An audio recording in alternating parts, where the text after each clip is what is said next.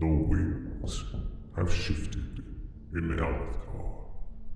Once Kholinar shone, a beacon of pride and glory.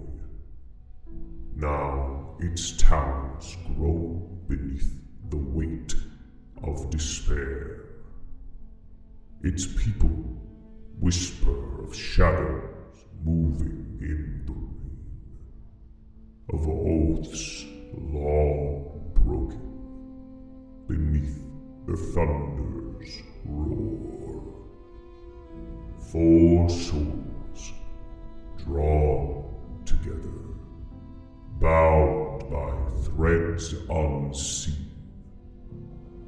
An investigator chasing truth through a city drowning in secrets. A thief, mercenary by name, but fierce of heart, determined to save the home that scorns them. A fabric cloaked in falsehood, shaping light and metal, seeking to forge a better tomorrow before the storm consumes the present.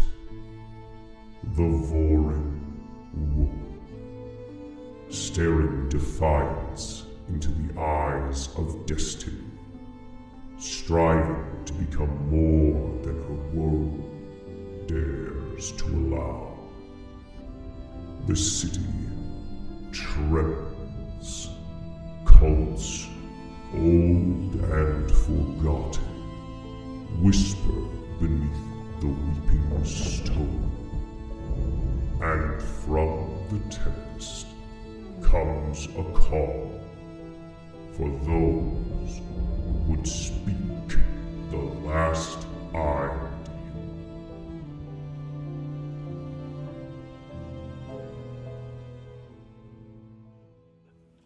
Hello, everybody. It is me, Storydad, the person behind the Last Ideal, the Cosmere RPG game that you're watching here this evening on Another World Tabletop. Say hi, chat. Hi, chat. Hi, chat. Hi, chat. We come to you all from the very rigorous roleplay adventure of last week, where there were interactions with New Spren, where revelations were discovered about Bertalar's father's assassin. There was indications at a grander scheme involving creatures known as Heavenly Ones, the ever-present threat of the Singers and the Parshendi warriors crossing Roshar and heading towards Alethkar and Yakoved and Herdaz and all of these nations. But within Kholinar, at least for now, things are mostly safe, if not a little bit tense. And plans were made. Far more concrete plans to take something that not necessarily belongs to our crew. They plan on pulling a heist at the Devotary of Insight, a Vorin institution here in the capital city of Alethkar. And so, as we reach the day where our crew are to be assembling in order to heist, there are just a few things that are on the agenda that needed to be done before the actual moment. So we are going to zoom in really quickly on Fira. Fira, where precisely would we find you this morning? And more importantly, where would you be heading? Yeah, so this morning, before everything happens, she has a goal because she got threatened by this crazy librarian. She wants to go see her captain and see if he happens to know where the book on the Sunmaker that he borrowed from the Devotary of Insight might be, so she can return it, so she can do her studies at the Devotary of Insight. You're getting prepared that morning, getting dressed and washed and fed. Not having the same urgency or intense early schedule as one of the days where you are drilling or reporting to the captain. This is more of a day. It was to be a day of leisure, but you get ready. You head to the barracks where Captain Tirael operates, and you pass the multitude of bodies of soldiers and guards that operate out of the guardhouse and barracks that you report to.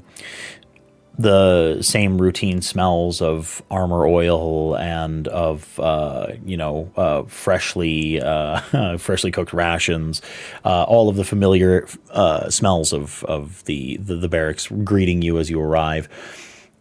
And can I please get you to make an awareness?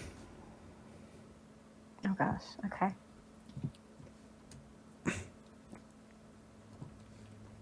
Oh. 16. You notice following behind you, barely, just so barely trying to seem concealed, is the captain's daughter. She's like looking around a corner. She's peeking over a table. She's trying to blend into a crowd. She's short, but she's not so short that she goes unnoticed behind another human being. She seems to be following you. I'm going to let her follow and think she's being clever for a little bit. Mm-hmm. And at some point, I'm going to turn. I see you, you know.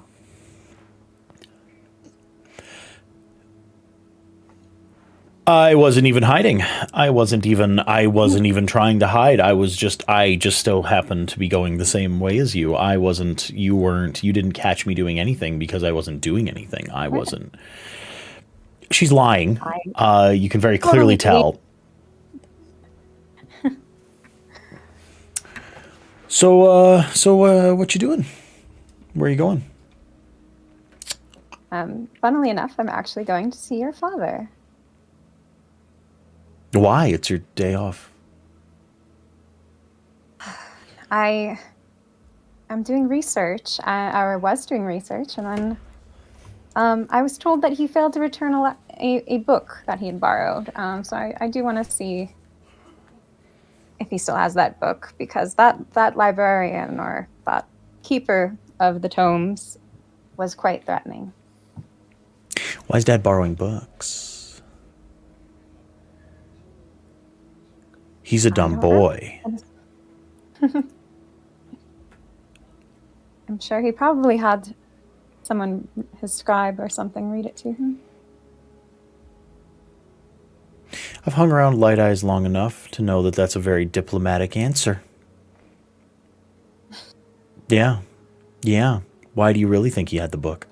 You can tell me. I'm good at keeping secrets. And I'm super smart. It is not of my station to question. You could write it down, and then you wouldn't have to say it out loud. No. You should be careful with that. Well, I'm just wondering what is my dad? Why does he need? Why isn't he returning books? Why? I think you've known him longer than I have. I have, and she looks around. She cups her hand over her mouth. I want some dirt on him so that I can go out more and I can hold it over him. So if you learn anything, you can tell me. I'm sorry. Fine. It's fine. I don't even care. I just thought you were cool. That's all. Anyway, I guess I'll just be going, and you don't have to tell me any secrets, and it's just whatever. Try and stay out of trouble. I don't get into trouble. And then she turns around and stomps her foot and huffs off. You go the rest of the way to Tirael's office, and standing at the door, in the actual doorway itself, you see another member of the guard. But this one is wearing the regalia of a palace guardsman, wearing the patch directly, a far more deep blue uniform, and like a direct patch of, you see the crown and the tower of the family of Kholinar, and he seems to be addressing Tirael. Listen, I know you've been running a really tight ship for a long time, but you have to understand that the Queen is going to need a bigger dispatch of guards. They're going to have to go to the exact areas that I outlined, and I'm not really going to hear any arguments about the fact. I don't care anymore about what you say is for efficacy within the city. I am telling you right now that this is a direct request from Queen Aesodan.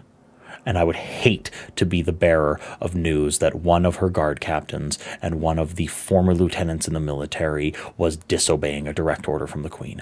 So I suggest you tighten it up, and I suggest that you do it quickly. I'll be checking on it in 10 hours.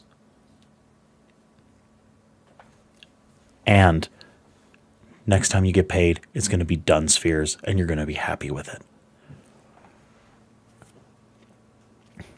The man turns around after making the statement. It was truly a declaration and not an invitation for argument. And you see this visage of a man who has a gigantic scar across his chin, what looks like a ragged blade wound from ages past, graying salt and pepper hair, a very slender face, very bright gray light eyes, and he looks down at you and says, "Move, Dark Eyes." I'm going to bow politely and shuffle out of his way. A very intentional shouldering of you out of the way almost instantly after the armored plates in his shoulders rattling as it bumps into you and abrades. And then in behind you hear such a gratuitous sigh, just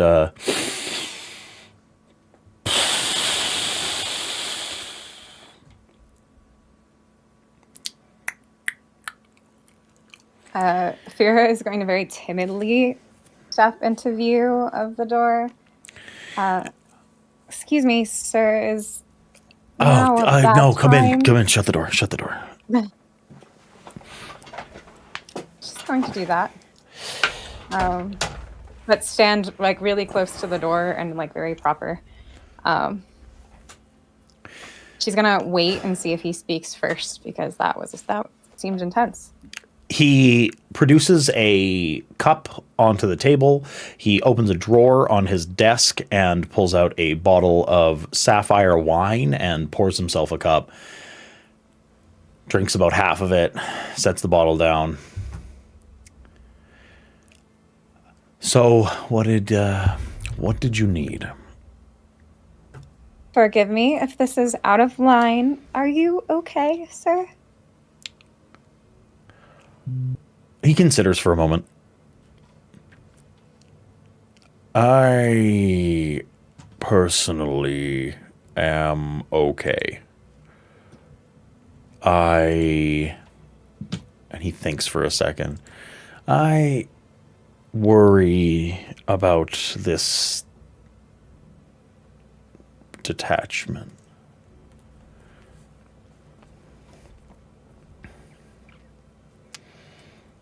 Okay. I'm gonna pause and see if he elaborates. But if he doesn't, I'll go on. He doesn't really elaborate. He hasn't shut down the conversation at all. He just seems a little caught off guard, and he looks you in the eyes, and he says, "Veroniel, what is it? What have you come for today? It is your day off." Yes, and I was planning to do more research at the Devotary of Insight, where I've just been trying to review some texts, but I had an unfortunate encounter yesterday with, I believe her name was Wilea? The librarian. Yes, and He starts pouring himself another drink. What about her?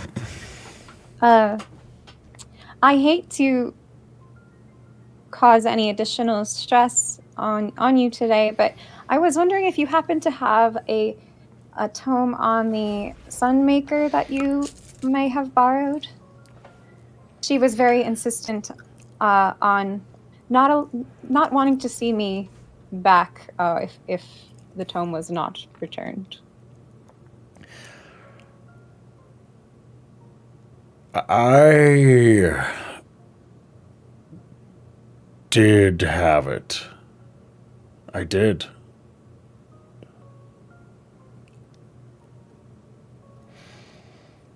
I Yes. don't know where it might be now. Well,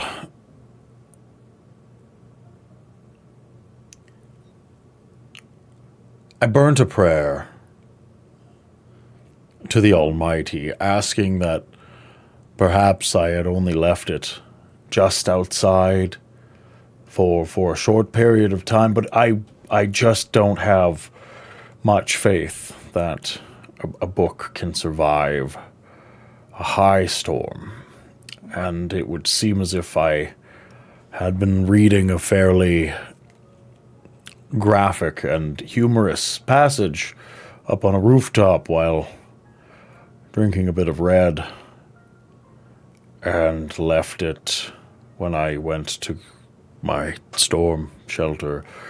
And that's the last place that it was, and I predict that ancient and very important piece of literature is now in the hands of the Stormfather, which is a rightful place for it, right? If it's his whim to take it, then so be it. Fira just went through like a whole roller coaster of emotions. When you first said burned prayer, she was thinking, oh no, it caught fire. And then you were like, to find it. And she's like, oh, so it's just lost. And then outside, and then it got worse. So you can see it on her face. Just, oh no. Yes. And supposedly this very rare text, there's no other copies that I could potentially return that might... I sure don't have any. We would... There are copies at the Devotary of Insight. There are more copies. It isn't the only one. The Ardents were busy, copying the works of the Sunmaker. They've done it before. It's just, I think there's only like 5 of them, and I lost one in the high storm. It's what it happened. It happens. It happens. Would you do me the biggest favor? I would consider it a personal, non-professional favor. Could you copy a new one and give it back and say it was mine? If I can find this, what you say is a copy of this incredibly rare ancient text, I will be sure to do that. He leans in, and it's clear he's had a couple of drinks today, as things have been going fairly poorly. You said you've been studying at the Devotary of Insight, right? Yes. So you're within the stacks already, right? Mm-hmm. Well, maybe you sign out a copy, or... Well, I don't know if I'm allowed back inside with how she reacted to me yesterday. I will certainly try. She is such a storming Kremling. She's just a pile of creme, that woman is. The worst. Okay, well, it's horrible, because I'm supposed to be sending my soldiers in. Please, go. I need you to go and take your companion. I need you to take your envoys, and I need you to go and take out these tomes on military technique and have them read to you. And they show up at the Devotary, and then they are stonewalled by this horrid woman, and it's because I lost her stupid... You wouldn't happen to know anything that might, she might appreciate, to maybe make this loss of this book a little less painful? Well...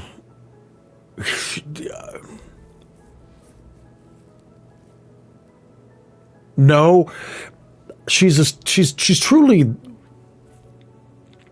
very caged off woman. And he like looks at you. He's like, I'm going to ask you something. I'm going to ask you to do something. And I know this might not be proper, but I have soldiers to train. And then he like leans in a little bit closer, and he gets like real severe, and he's like leaning halfway across the desk. The lives of good citizens of Kholinar are at stake. This woman doesn't understand the gravity of the situation. Would you acquire one of these tomes for me next time you're at the Devotary? And I'll have a copy made, and then we can return them both clandestinely, and she'll never know. I can try my best, sir.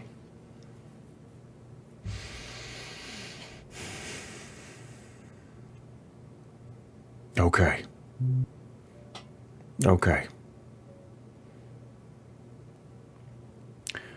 Is there anything else you need from me today, sir?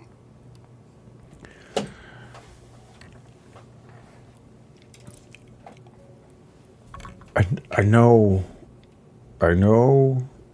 that you are training my daughter. Okay?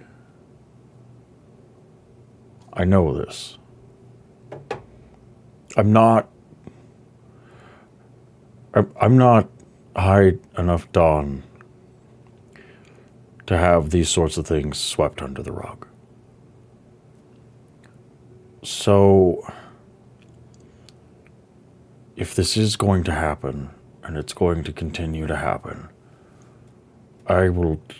if you do this for me, I will turn a blind eye, and I will provide a space. My daughter is everything to me. And I will provide safety and space so that the two of you don't need to do this secretly in a dangerous way. It also shows that I can trust you. And then he like looks around, because you've stolen something for me. I know that's bad. I know it's against the law, and I know we're the keepers of the law, and that we are supposed to be...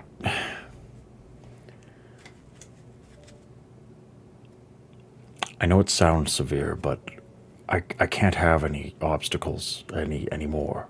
I can't have any more obstacles. I do fear for this city, so... And he like backs up, he like sort of catches himself rambling and like acting a little crazy. Okay, I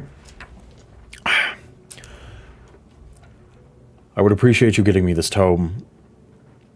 We can arrange for you to give my daughter lessons privately, and maybe we can further our business relationship, and we can help each other within the city here. I do think you're very Yes, sir. capable. Thank you, sir. He smooths out his uniform. Do you want a drink? No, thank you, sir. I don't drink. I do. And he pours another one. Okay. We'll talk later. I'm gonna be on my way. Thank you. And Yep. she's going to go outside the door.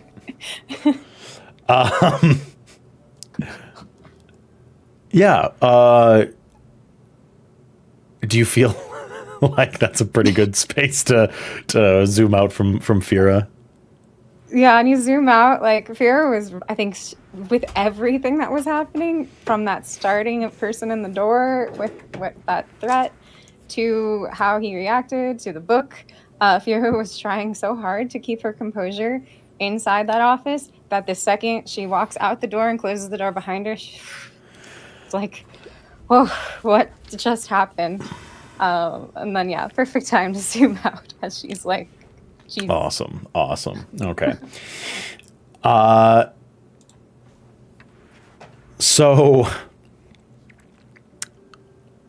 this will be with Navali. Navali, you and Bear are both together at what location at this point? I know that you had said that you had wanted to go and meet with your cell of young ne'er-do-wells, for lack of a better term. And where exactly would you like to have that meeting?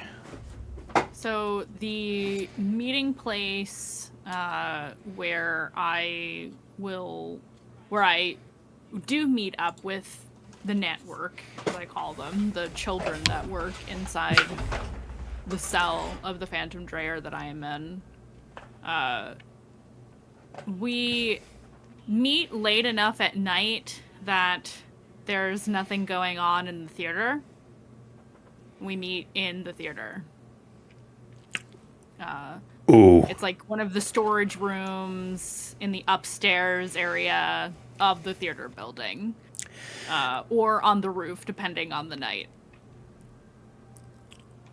Of that building, because it's kind of central to Nev's best known area of the city, and she knows everyone who comes in and out of that specific block. It's I think with the coming high storm in the next couple 4 or 5 days, that it has been storming a decent amount. Those preliminary rains and winds, and thus you are inside, and you are standing within a decent sized storage room with mannequins that have clothing. It has costumes. You smell the telltale scent of musty, sort of well worn and washed often enough costumes, different colors and apparel, and perhaps do mothballs exist within the Cosmere? They do now. They I don't whatever clothing preserving chemicals is sort of what the scent is at the moment. Little Kremling balls, we'll call them Kremling balls. Yeah, well I mean, Kremlings are kind of a catch-all. They might be the ones eating the fabric. Kremlings got into my clothes, who knows? Brandon, answer this, we know you're a fan. So the children are, how many of the children are here? Is it literally every single one? I would say whichever ones had duties or jobs that they could temporarily step away from, like assignments. So if there's anyone who's supposed to be on guard in the hideout, they're still in the hideout. Okay. But Bear, what you see is probably, well, I would say there's probably 20 of them in the cell total. So you see maybe 15 kids ranging from the age of 8 to the age of 17 or 18. all manner of children, some whom you've seen on the streets before and didn't really give it much thought in your neighborhood, but they live Some I've probably here. Some I've probably talked to. Some you've probably talked to. Yeah. But yeah, I would say probably the majority of the kids have shown up, whichever ones could get away.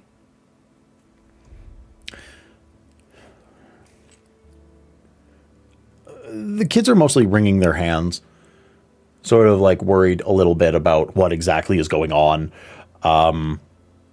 There's a young tough who sort of has made a name for himself as a very self-sufficient. He's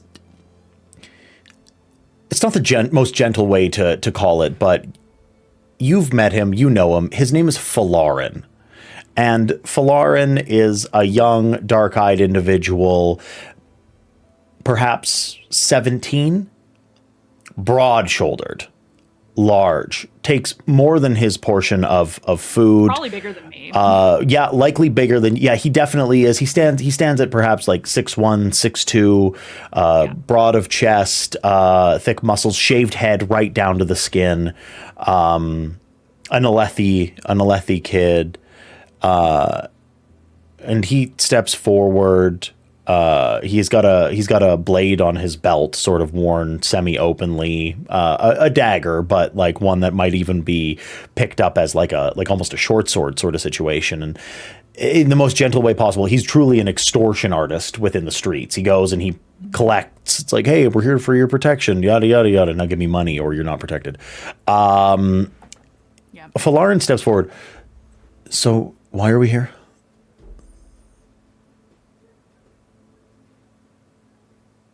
Well, since it doesn't seem others are showing up, Nev will say, well, I'm sure you've all noticed that there have been some changes recently. You get a lot of nods, sort of like assent. And Cutter maybe is a little more agitated than normal. You get some more nods, a bit more nervous.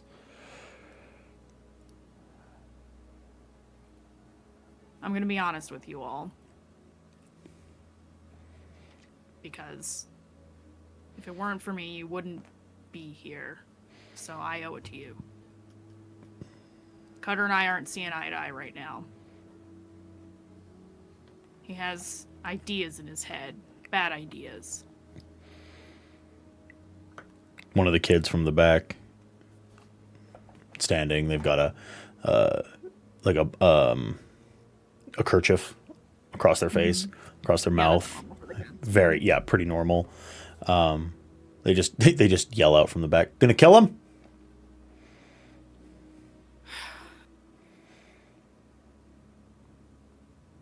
What did I tell you about being so eager?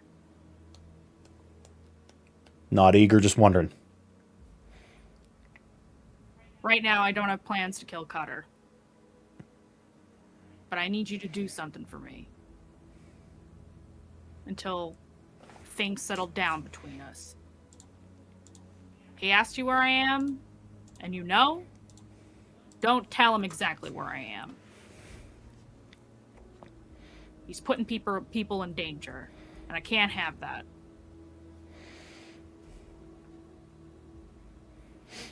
And she looks around at the kids, and she goes, "Do you see this?"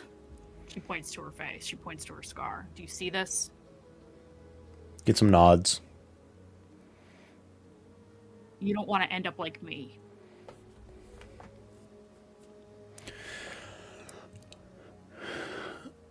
Just nod, smile, tell him you'll do what he says, but don't do it.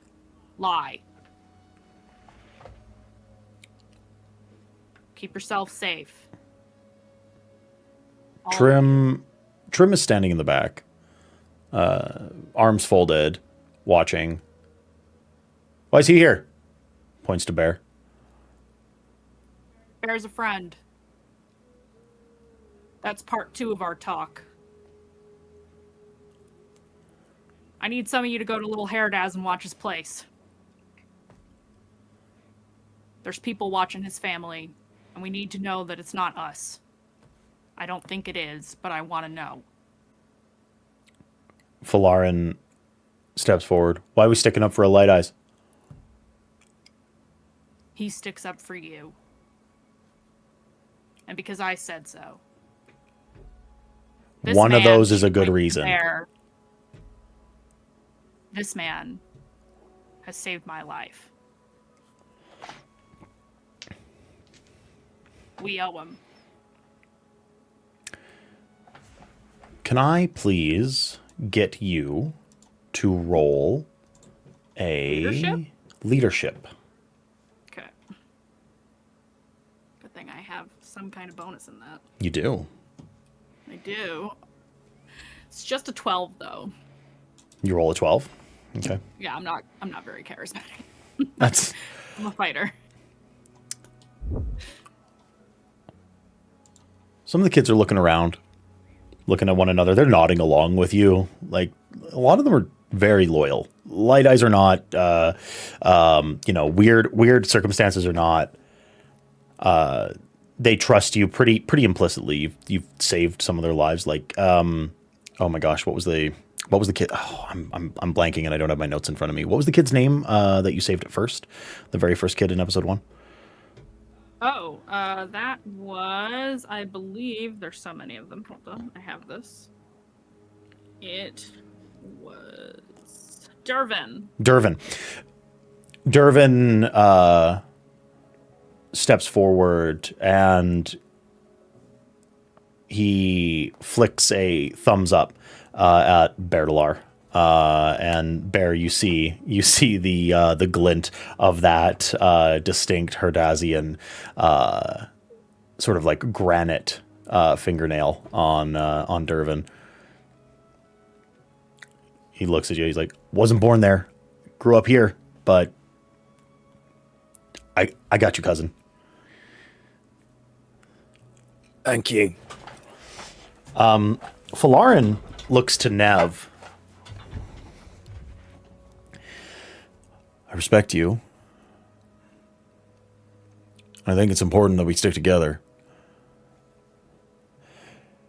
If the leader of the cell doesn't give me an order to stand beside a Light Eyes, I'm not doing it. You know him. I don't. That's fair enough. I only need a few volunteers. Is there anyone else? Trim puts their hand up. Yep. Thanks, Trim. You get some humming and hawing. I'm gonna pat Falarin on the shoulder. I get it. I really do. I just can't. I understand. I mean, for the record, I get it too. Falarin chuckles at that. That's cute. I know I am.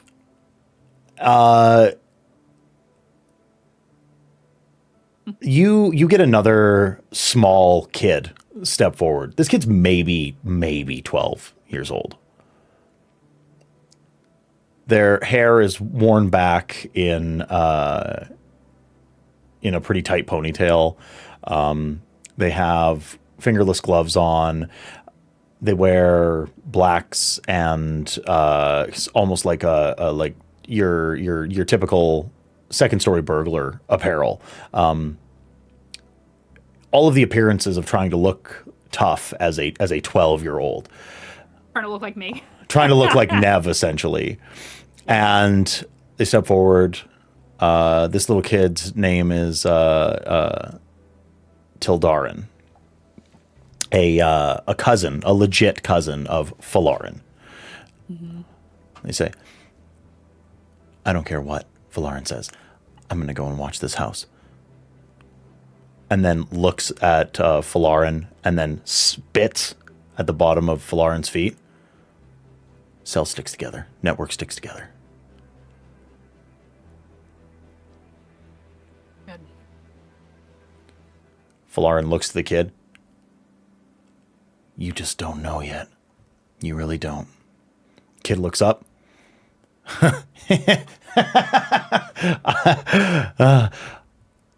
I I know that Light Eye's money that drifts down to Nev pays for my meals. I don't care. While this argument is happening, I would like to lift something off of Falarin. Anything, really. Yeah, like hit me. Like a dagger, a knife, so anything. Yeah, for sure.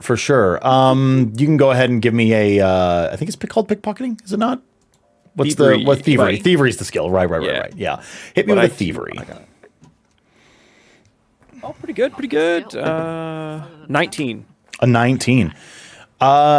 You take a quick inventory of the things that are like sticking out and easy to scoop off of Falarin, and it would be simple enough to just snag a couple of spheres, like a couple of chips. They're sitting in a whole pocked pouch and are done. Yeah, great. I'll snag those real quick while this argument is happening. Okay.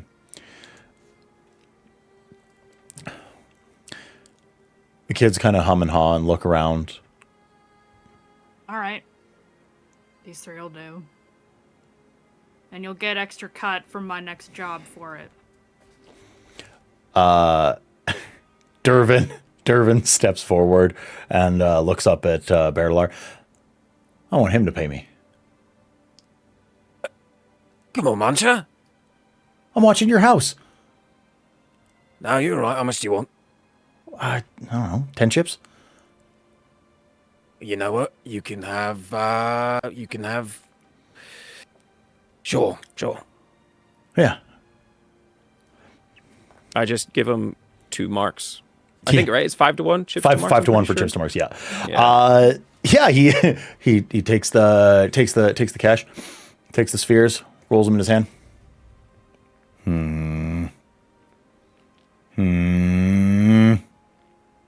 Yeah. Should ask for more and then tucks them away.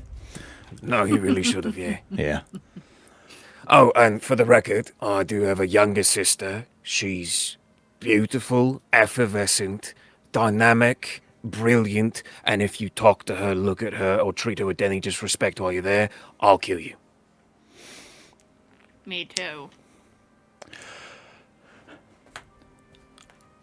Dervin gets this big shit-eating grin and says, "You'd never catch me." And then looks around. World needs more Hodazians. That's all. Nev just face palms. Bear fully loses it, laughs his head off, like just laughs his ass off, fucking like hits the wall a little bit. He goes, Well, I mean, he's not wrong, okay? You'll hear no complaints from me. All right. Any other questions before I get back to what I was doing? Falarin looks to you and says, "Why are you and Cutter not getting along?"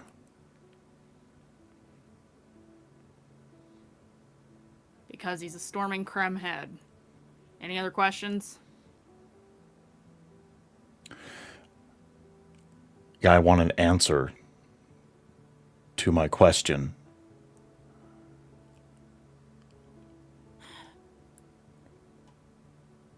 It's really a private matter, Falarin.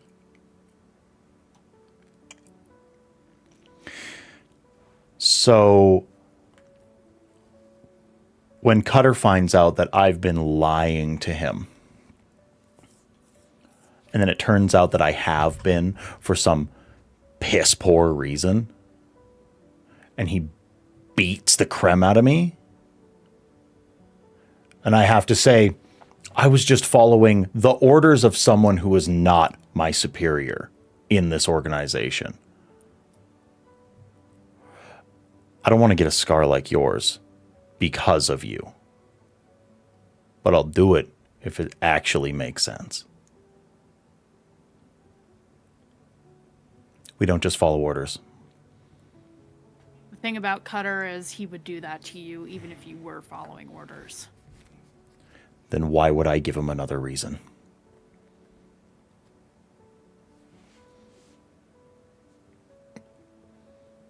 You know, I remember when you weren't quite so big, and I can think of more than one instance in which I saved your sorry skin. But if this is how you treat someone who's like kin to you, then I guess that's how it is. If you want to go running back to Cutter, then your time in the network is over. You can fully be in the Dreyer.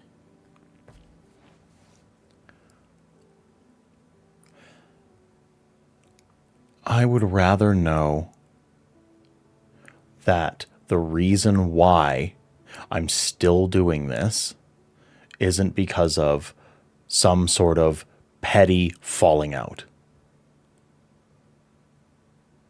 You and him have history.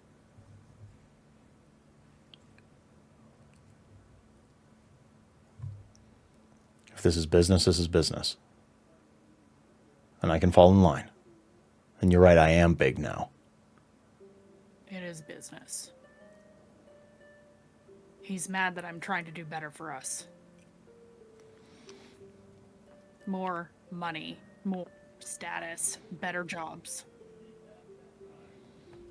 He starts putting 2 and 2 together. You can see the gears turning in Falarin's head. So we're working outside of the Dreyer. Is that what I'm hearing? Do you want to live in the sewer forever? I don't want that life for you, any of you. But we're here because that's how it is. Do I get a bigger payday if I say yes? That's the goal.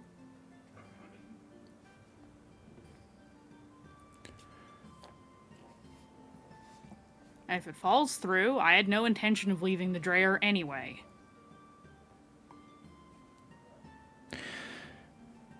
He looks around to the other kids, almost all of them being younger than him. We all trust you with our lives. And I'm starting to get old and smart enough to start asking questions. That's really all it is. Seen a lot of people make mistakes.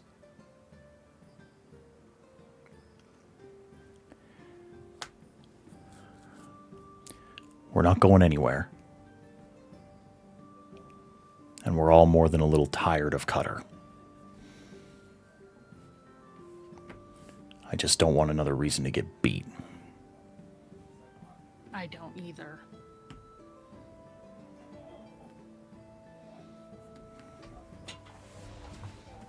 Bear's just gonna look to Navali. Do you mind if I say something? Might as well. And Bear looks to Falar and he goes, I mean, for the record, kid, I don't think you should ever stop asking questions. And if you ever want another, side job, I need people who are good at asking questions. So, check me out. and Bear is going to hold out his hand with the chips that he just stole from him. Valarin looks down, looks at the chips, spits on the ground.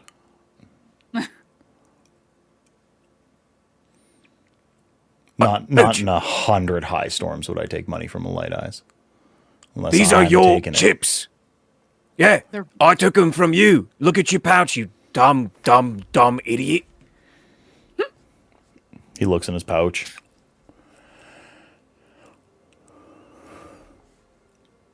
I'm going to be doing a little bit of work with Bear here.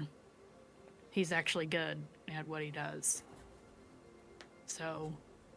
We're good at holding on to my spheres, not just getting them. might be able to teach you all a thing or two.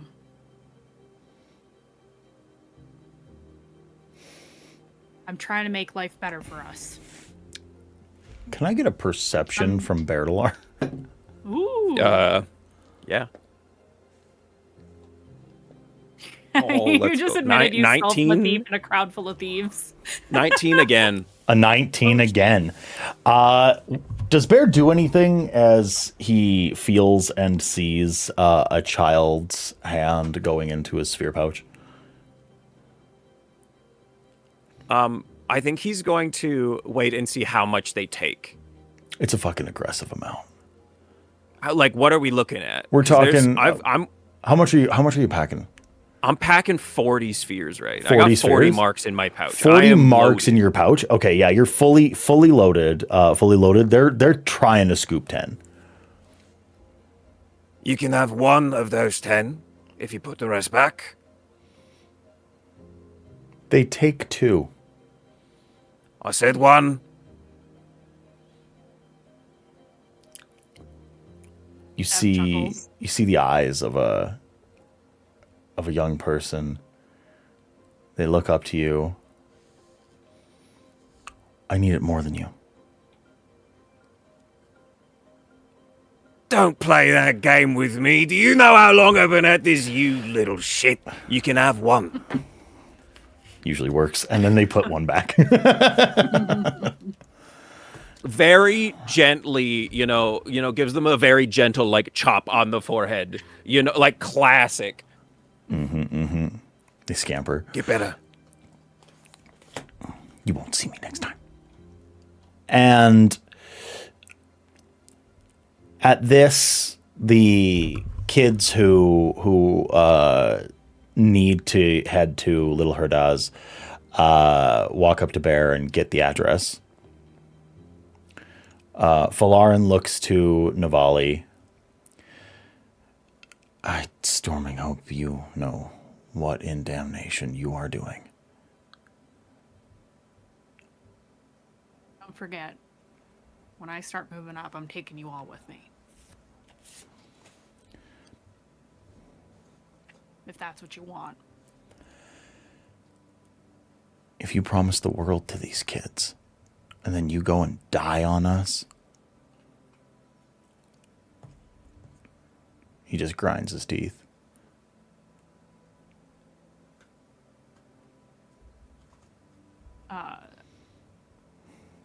Nev's not that much older than Falarin, so I think she just kind of nods a little. I'm doing my best here. And hopefully the talks we've all had have at least somewhat prepared you all for the eventuality. Everybody dies.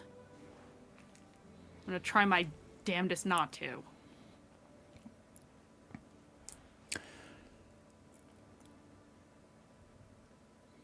Slowly, the kids here nod, and a couple of them look a little like uneasy at the subject matter and the fact that like Nev isn't going to be there forever, and they're feuding with Cutter and et cetera, et cetera.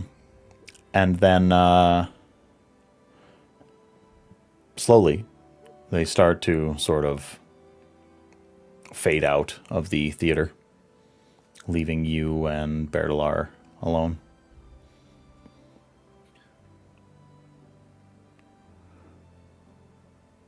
Well, I they expected are a more lot of debate fun. than that. Oh, that's not even all of them. Wow. I expected a lot more arguing, to be honest. Seems like they really trust you. We've been through a lot together. I bet. That one kid, he's huge. He would have whooped my ass, you know? Falarin? Yeah, he grew quick. Yeah. I mean, he's remember almost him as tall as scrawnier I than am. me. Yeah. I've been doing this a long time, Bear. I'm tired. A long time. How old are you, anyway? I'm an adult. I'm 20. I Oh, think. yeah, you've been doing this a long time. I've been on the street since I was 10, Bear.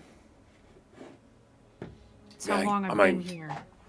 That is I've half been in the this- time. Harold's Forsaken City for, I don't know, 4, 5. Something like that. Feels like forever. No, yeah, I'm sure. It's a big place.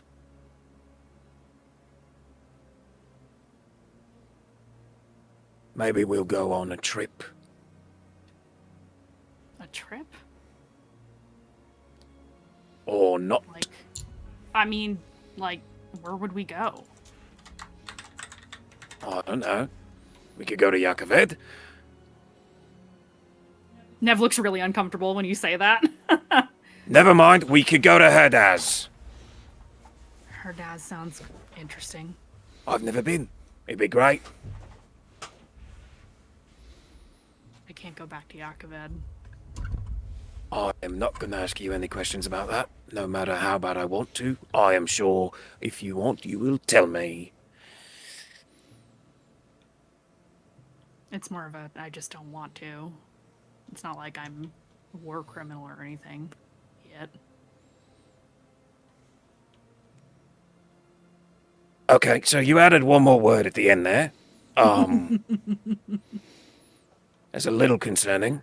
It's a joke. Haven't you ever heard Okay. a joke? Yes. Just not quite so dry. She shrugs.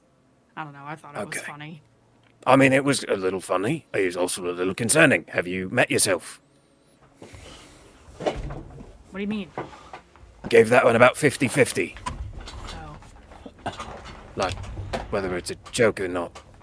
Oh. Well. Who knows? I'm still young, apparently. Very, yeah. Anyways, we got some stuff to steal. Yeah, you should get some sleep. I mean, I'll be alright. You don't sleep much either, do you? No.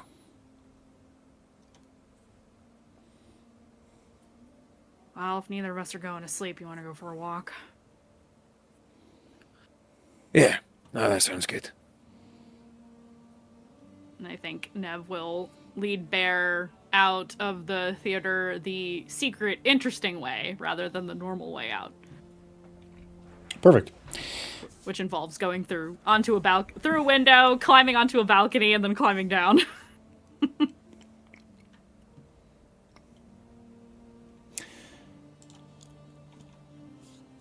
So I feel like this is a pretty decent place to zoom out from Nev and Bear. Yeah. The next day dawns, and it is time. Where is it that you all meet in order to actually plan the very last moments before you go to the Devotary? Or at least coordinate exact times, etc., etc.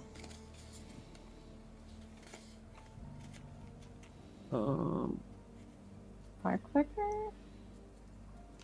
Spark Flicker or Alstrom's shop or... Somewhere on the north end of the city, Yeah?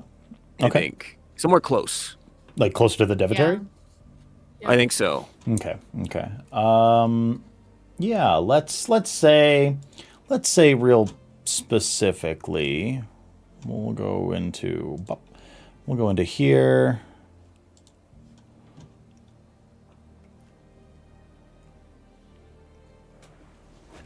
I think there might be a little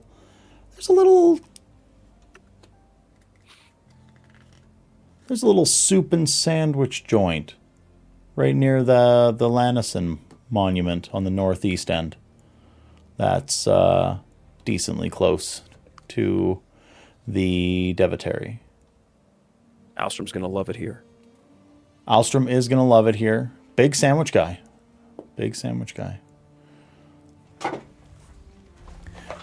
It's not the most private place in the entire world, but you can definitely get yourself a booth. And as you all sit and pile in, you see each other for the first time in a day, and you can discuss specifics.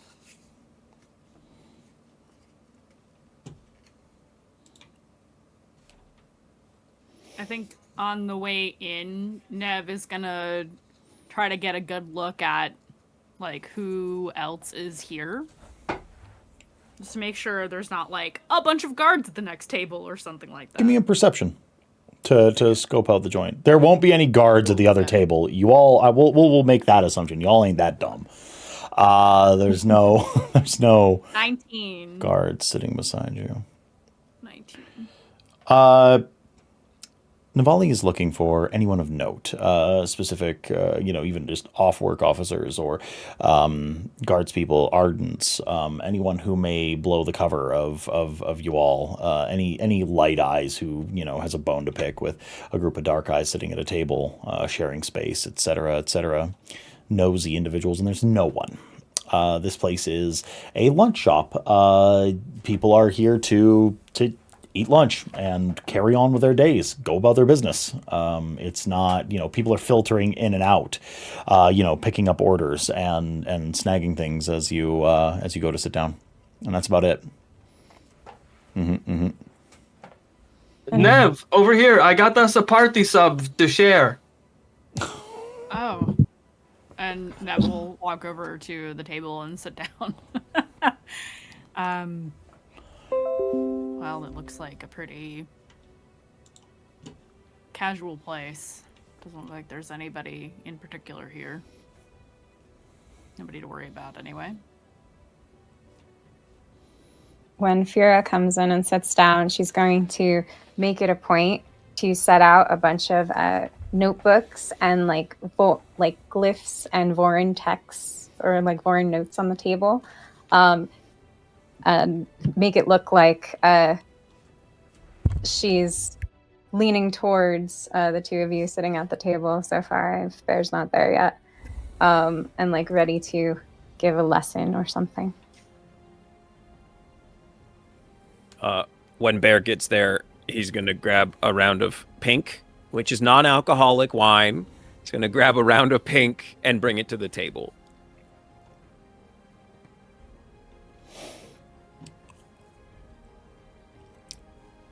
Nev looks at the wine, but doesn't say anything and just takes a sip. It's just like, God damn it! No alcohol before a job. He's non-alcoholic. I can taste that. Did you Is want? it good? Oh yeah, no, it's delicious. Yeah, it's actually pretty good. It tastes like pink. You're not lying. I didn't realize pink had a flavor, but it does. I'm not lying. No, try it. Here, I mean, you just. You can have No, it but just- about the alcohol. No, There's I no- wouldn't there's- lie. No, that's. No. There's Oh, that's pretty good, but yeah, there's definitely no alcohol in here. We wouldn't rather all have lie to tea. you. Alstrom wouldn't lie to you. Yes, he would. I'm you not rather very have- good at lying. Would you rather That's have true. tea? No, I do want to try it. She's gonna try a bit of it. It tastes girly. I didn't know there was such a thing. Yeah. It's, No, it is the best one for breakfast. It's sort of a concoction, a tincture, so to speak, of different rock bud flowers that are collected from around Kholinar and sweetener added, then mixed in and left to ferment till it's like like a 0.5 or something like that, like safer than drinking water most of the time, and fruity, floral kind of notes of storm rains. Kombucha? Kind of Grapefruit kombucha? yeah, like a grapefruit kombucha. There's a server that comes up to the table bearing this big 2.5 foot long sandwich, and they're like, "Hello, welcome to Sub Bearer. Here's your sandwich." And it's a chul salad sandwich. It's like a mayonnaise mixed with chul meat, and you've heard rumors that it's not actual chul meat. It might just be like kremling or something, but they pass it off to you and they hand you the bread and the whole bit. The big sandwich. Looks So I guess good. half of it's with cheese and the other half is with no cheese. Bear says nothing but just mean mugs Ostrom hard. Yeah, I think Neva is also making a face. Their specialty. Come on, you got to try it. If we eat this, they're gonna smell us from like 3 blocks down. Yeah, I'm not gonna eat this. No refunds. I'll try a bite. Guess more for me then. Okay. Fira takes a bite. Sandwich is good. It's fine.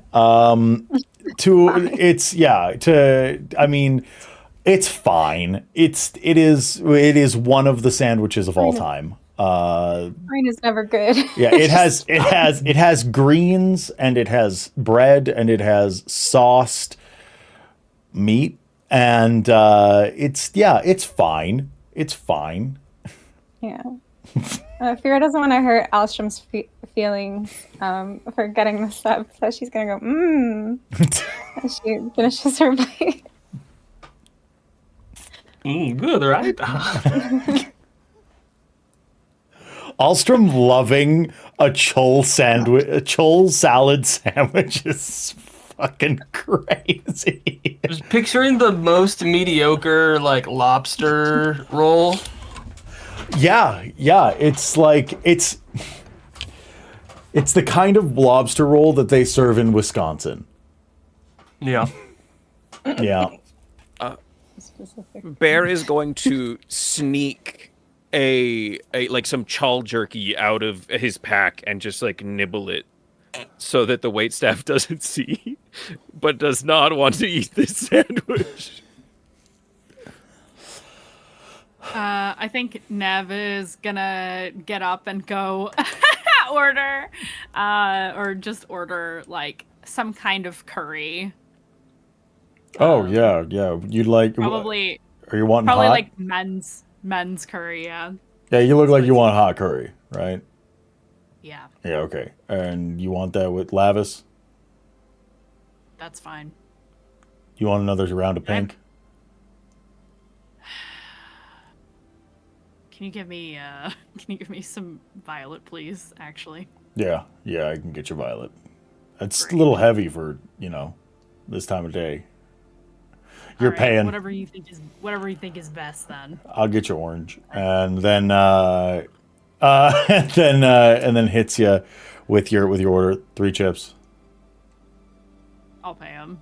You pay the guy. He And I get extra Lavis, and I'm gonna give the extra to Bear. Puts the chal jerky in it. All right. So, how long between now and the actual attempt would you like to have pass? Is there anything you need to specifically discuss as a group before you go forward?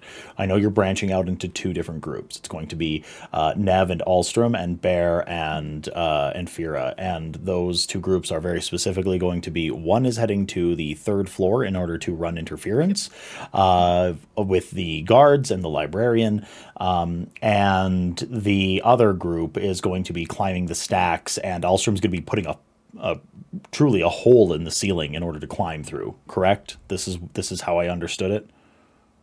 Mm-hmm. Okay. I'm also going to, as I promised to our contact on the inside, send send one of the network, but like one of the younger kids, one that doesn't normally get sent out on jobs, to let him know. That way the kid isn't like a known pickpocket or a spy or anything like that. It's just one of the younger kids. Sometimes it's good to have somebody that's not Delivering unknown. lunch to the Ardent, that is our contact. Perfect. And inside of it is just a note and mixed in with like food. Oh, okay. Yeah. Note in the lunch. Okay. Fira would like to talk to Bear. So I like to be as prepared as possible. And I know that we're both going in to be distraction, but I don't really know what you're planning to do. Oh.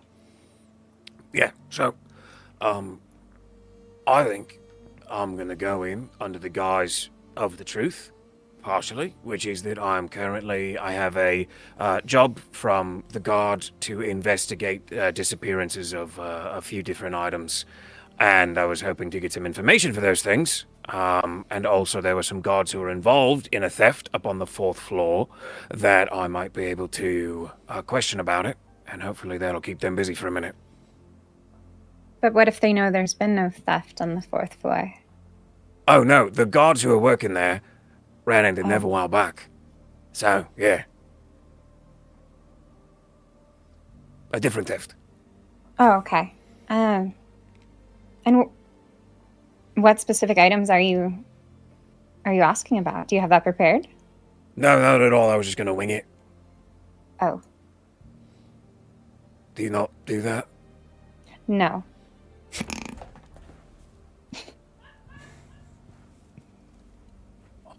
We could just say spheres. Why, If why that would would that make- bring you into the I just want you to be prepared as possible. I mean, I am. When I get there, I'm gonna come up with something really good. That's how it works. I'll work better under pressure. Hmm. I've never been much for plans, you know? And do you have a plan for if things go south? Yeah. What's that? Well, we run. That makes you look guilty. We'll be guilty, yeah. I thought the whole goal of splitting up was okay. I mean, the goal is to not get caught, but if we get caught, then we are guilty, and we got caught, so we're kind of... We are doing something He looks around. illegal. I'm just doing research. Okay, then you don't run. I'm gonna be running, for sure. I mean, you can play it off like you're not getting caught, but like at the end of the day, I'm gonna be an idiot, right? And I'm gonna keep as many people distracted as I can for as long as I can. And That sounds like will- a better plan, yeah. yeah. And worst comes to worst, I'll knock them out, put them in cuffs, and hide them in a closet somewhere. You have a closet where you hide people in? No, but I'm sure I'll be able to find one. I'm not gonna kill anybody, but I mean, if I hit them upside the head, yeah, maybe. Fearless Look, very stressed out. Okay. Nev is just oh so calmly eating their curry right next to where you guys are having this conversation. What can I say to help put you at ease right now? That's a great question. I'm not sure there's anything you could say. I think I'm just very nervous about this. Oh, okay, you know what I do when I get nervous? I don't know what I was gonna say. I just kind of started talking, and I hoped that I would come up with something by the end of my Is sentence. that what's gonna happen on the 3rd floor?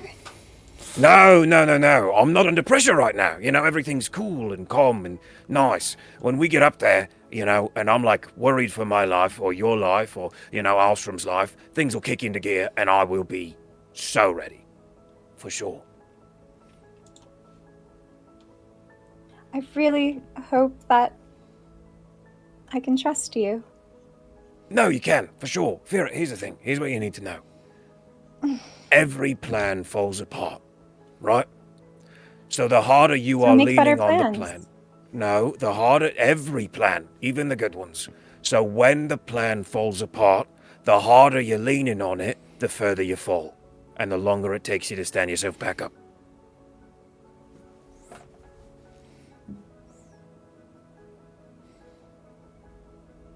Fine.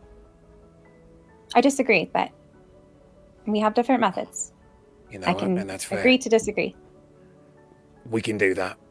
Because that is what adults who are professionals and criminals can do.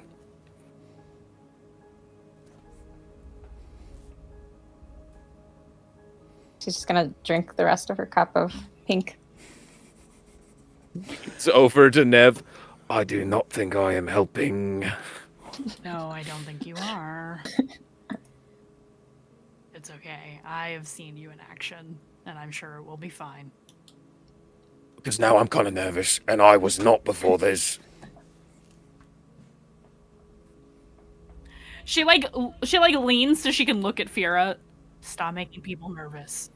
It's not gonna help anyone. You're making me nervous. I'm not doing anything to you. I have everything well in hand. We just have to go through with it. I kind of have to pee. I'll be right back. Oh, for God's sake. Are we meeting afterwards somewhere? Yes. Okay, I did not have to pee. It was just nerves. Who knew? We can meet back at my shop. No, we shouldn't. Okay. Okay, We need to go directly to our destination. which is where? Master Tonavir's. I thought we were going to look at it for a bit first. Yeah. Do some research and investigation. We have more time. It will also depend. Also, we shouldn't delay, because Tonavir knows when I will have the book. Okay, here's the deal. If we don't get caught, everything goes smooth. We meet up back at the Spark Flicker, okay? That's a And it's long close. way. I mean, it's long from here, but it's not so far from Tanavir. We'll be close to Tanavir. All right.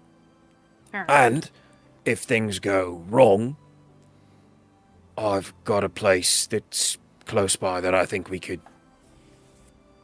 hide out in for a minute. All right. Gives directions to. He just gives directions. It's not far. Gives directions to a pub essentially. Okay.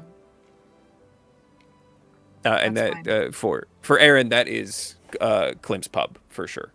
Oh, okay. Okay. Gotcha. All right. If you do not arrive with me, say that you are... Yeah, no, you can say you're friends with Bear. Okay. But not like close friends. No, yeah, no, go with friends. Just friends. Listen, I will do my best to make it there, but if things don't go well, and I do get the book, I will hide it, Okay, yeah, no, I like that. and then I'll find you. Okay. See, Fira, that's a plan. Look at that. Yeah. Yeah. We should get moving. I already sent word to our contact. Okay. Alstrom, you ready for this? You've got a lot to do. Oh yeah, this is gonna be great. Wave and I have been practicing. It's gonna be perfect.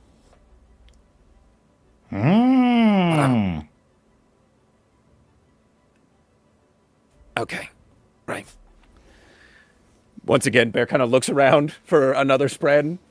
All right. Okay. Noted. Hey, Let's do this. Is there Okay. anyone else here with us right now? Don't think so. Doesn't look like it. So, we are going to start with Fira and Bear. It would really only make sense. So, are you two going to be sort of coterminously doing this? Like, same space, working together? Or is this going to be like you're both accomplishing your goals at the same time, but completely separately? I think that's what Fira was like trying to get at, and because he has no plan on what he's going to say, she's not comfortable with with him joining in on her religious inquiry. Okay, perfect. Perfect. Bertalar has every intent to use Fira as a part of his machinations at this point. Okay, perfect. Okay, He so never communicated that. Never said anything. then we're gonna actually start with Fira.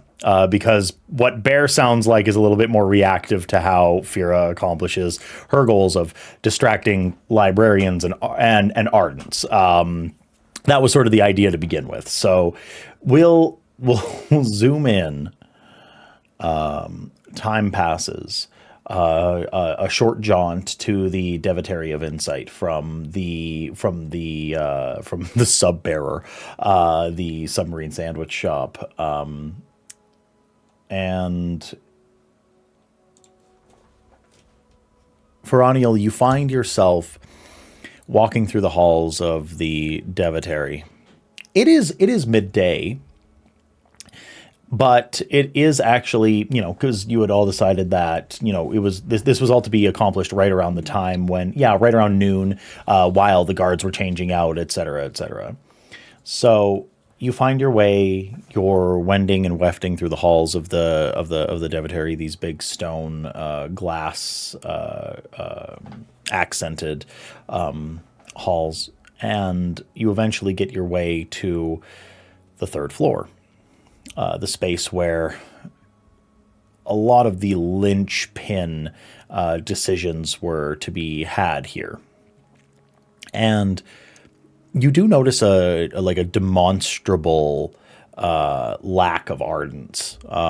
It would seem as if your good contact has come through in the clutch, and the majority of the the weapon wielding or the scholarly ardents have made their way out of the third floor at least. Doing busying themselves with other duties. You saw a few of the more scholarly types down on the first and the second floors, taking care of clerical duties, filling out paperwork, and within the stacks, I will ask, are you trying to actively avoid the librarian, or are you actually going to try to distract and have a conversation and dissuade? They are likely not happy with you, but that doesn't mean that they are not an element that could very much throw all of this askew. So what are you attempting to do in regards to her? So do I see her? Do I notice that she's there? Are you looking for her? So in entering the third floor, I think Fura would have realized she's going in first. She would have tried to time it out in her head on when she needed to start a distraction. So her goal initially going in was actually to try and find the Sunmaker book, private research, and avoid anyone until she thinks the timing would be right to start the distraction. I am going to ask for, first of all, a stealth. That is going to be the first and foremost roll from you. Most certainly. Well, nope.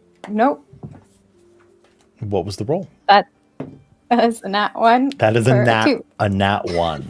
Okay. She's so nervous. You are so incredibly nervous.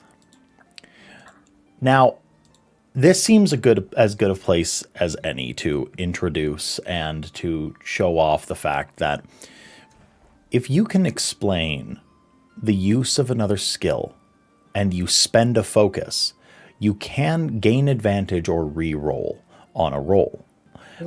That is a mechanic within the game. So if you would like, you could spend a focus, but there does need to be a narrative reason for it. Why would Fira be better at sneaking through stacks? Is there another way that you're looking? Is there, is there any reason why you would actually be quite capable at what you're attempting here?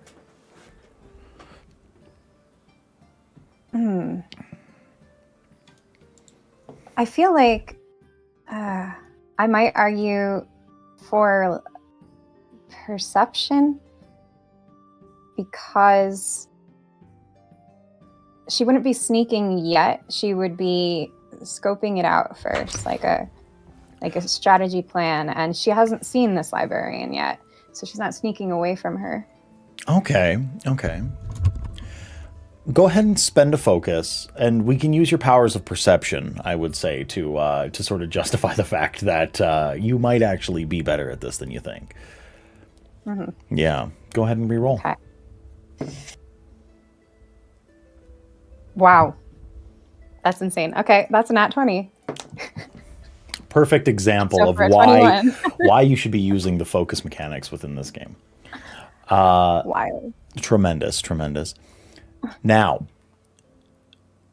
you make a lot of perception beforehand. You start peeking and peering down each of the aisles. Fear has spent long hours ensuring that individuals are not watching what she is doing. This coming from long hours spent truly studying the blade, looking up military texts, like she has very non-feminine pursuits within her life, and it would behoove her to be perceptive of those that are around her to ensure that she's not being perceived. Therefore, you start sneaking through the stacks, and I will then ask, you are looking very specifically for a exact copy of that same book, the one that is on the Sunmaker. Yeah. Awesome. That is going to be a deduction. Okay.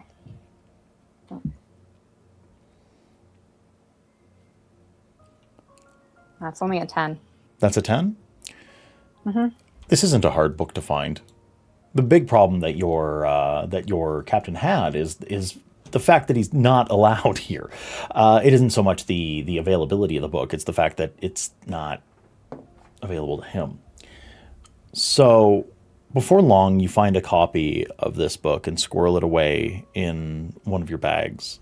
And after a while, you're peering through in between some of the books, looking through the stacks, obfuscating yourself with a bit of the surroundings, one of the rolling ladders, one of the carts of rolling books, and you see the librarian. She is tutting and wagging her finger and tisking at one other of the Ardents, not one of the ones that wasn't squirreled away or by the contact within the Devotary. You overhear, if you do this again, if you screw this up again, you're out of here. I'm going to send you to the Devotary of Damnation. I swear to you, if you even think about messing up my organization system, if I have to spend 10 extra minutes looking for a book, that's 10 extra minutes off of my life, and you're wasting my life, you little Kremling, so get it right next time, or I'm going to hang you up by your ankles. Get out of here. And then you see the Ardent, bow their head, that's this shaved head, and just zoom out of the library. But you had a natural 20 on your stealth, so you absolutely see this woman. You have a chance to. What would you like to do? How would you like to distract? How would you like to keep her out of the equation? Is it about time for me to start? Would you say? Definitely. Since you took that time to go and grab that book, I would say that you're getting really close to the lunch swap of the guards. You're sitting on that 30-minute window of guard rotation that you've been waiting for. And then I want to step out really noticeably and walk directly towards her because I feel like she would get upset if she noticed me trying to sneak away. So I want to directly talk to her. She closes the book that she has. She puts it down on a book cart and she looks at you. Oh, if it isn't one of the 10 fools here with her fiery red hair and attitude to match. What are you doing here? Do you have my book? I am afraid I do not have your book, but I did ask my captain for it, and he said he will be looking for it to hopefully return it soon. So you showed up here to placate me and give me an excuse. So you're wasting even more of my time. Is that why you're here today? I actually showed up for your expertise. I do have a religious inquiry, and I'm. It's just a small thing that's been troubling me. Can I get a persuasion? Sure. Actually, wait. This is a lie. This is just a lie. This isn't. Is this a lie? It's kind of a lie. Yeah, Kind of a lie. It's kind of a lie. Yeah, we're gonna go with deception. We're gonna go with deception on this one. Yeah, for sure.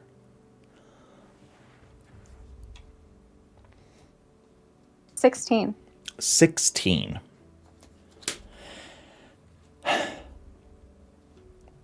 It would be you that needed my expertise, wouldn't it? Well, I don't make a habit of helping out every uneducated sod that comes sauntering in here, gaining my ire, but please, go ahead. What do you need of me? You see, I read a passage that has been troubling me. It did say that knowledge is a gift granted to the worthy. But how does one determine worthiness in the system? You foolish girl. How do you not know? How do you not know that your pursuits are what define you? It is one of the key tenets of Vorinism. It isn't about being bestowed with worthiness. The 10 heralds don't come down and just tell you that you're worthy or you've been chosen. The Almighty doesn't bop you on your stupid ruddy head and tell you that you're the chosen one. No, your pursuits define you, and your expertise is carved out through trial and error and effort and discipline and intelligence. So, if you stick your nose in a book long enough, and that you can actually perhaps learn the spelling of the Tranquiline Halls, then you are worthy of writing it. From the books, there seems to be some contradictory texts of the Herald's teachings. Do not tell me that you are one of those contrarian, unorthodoxy, dishonest, anti-intelligentsia types. Is that you? Are you the one looking for different wordings and you're reading into the exact nature of things? We've been looking at these texts for hundreds of years. You think that you are going to be the one that peels open the onion of revelation about the teachings of Vorinism? You're but a girl. Well, wouldn't that be a noble calling? Wouldn't that be worthiness? Are you trying to answer your own question by having a dialogue with me? I only wish to understand. Don't you have a teacher? I've had many teachers. Does But none with your expertise. Tyrael not pay for your education? Does he not send you tutors? Do you not have access to books? Are you not to be a scholar? That's why I'm here. Oh my goodness. And let me guess, he has sent you here on this bloody intelligent crusade to come and requisition of me the allowance of you within my halls in order to read the books because he is too much of a dullard to actually come in and just fix his mistake. Captain Tyrael is an idiot, and you work for an idiot. And what I'm telling you is that if you want access to these books and you want my expertise, then you're going to have to go and get your own damned... I cannot leave. I'm actually here on my own accord today. What do you mean? Sorry to interrupt. What do you mean? I'm here seeking knowledge, not on his orders today.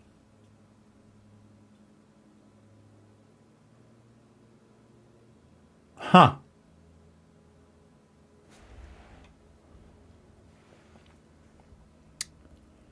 Truly.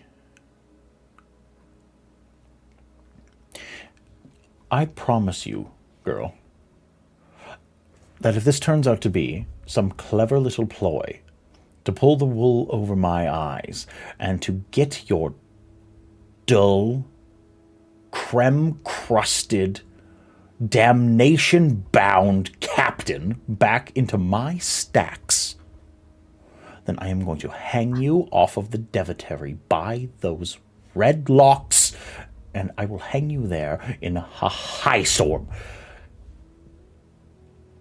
But if you're here to learn, there are programs that you can actually access. You can be taught by an Ardent. We do have scholars for that. Depends on what you would like to learn.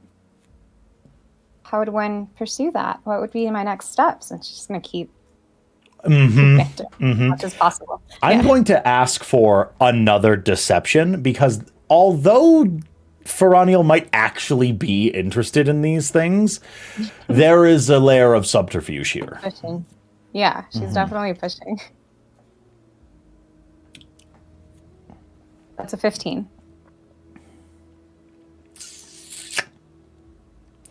Well, how would one... I would say a generous donation is the best way to get in. Spheres. The Ardents do not operate off of charity and goodwill.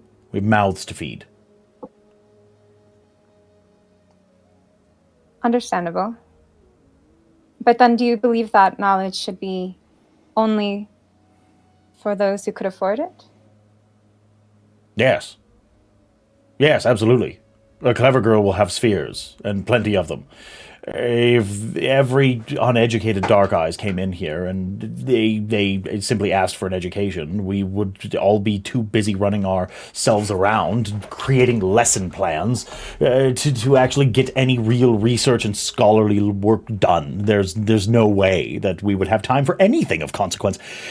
And, my dear, if, and I mean if, you felt that you were capable enough and devout enough and truly holy enough in the eyes of the Almighty, you could just join the Ardentia instead of pursuing that silly little career in the military that you seem to be after.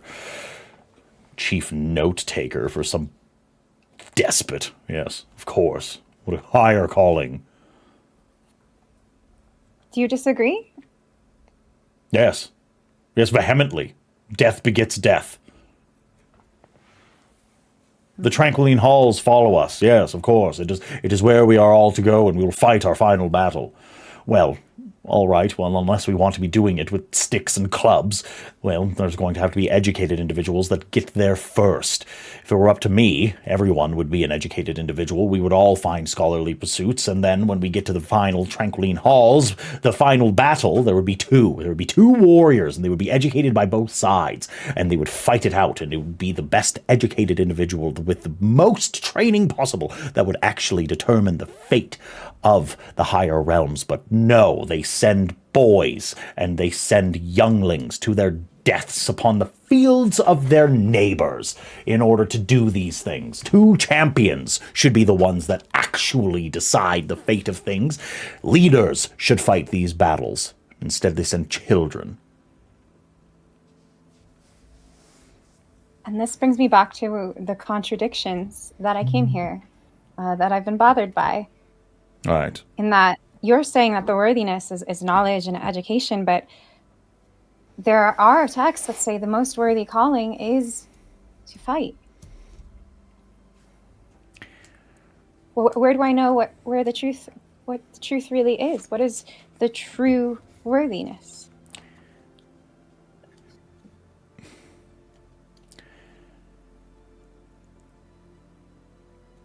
Girl, you sit here in one of the foremost places of education in all of Kholinar, and all of Alethkar.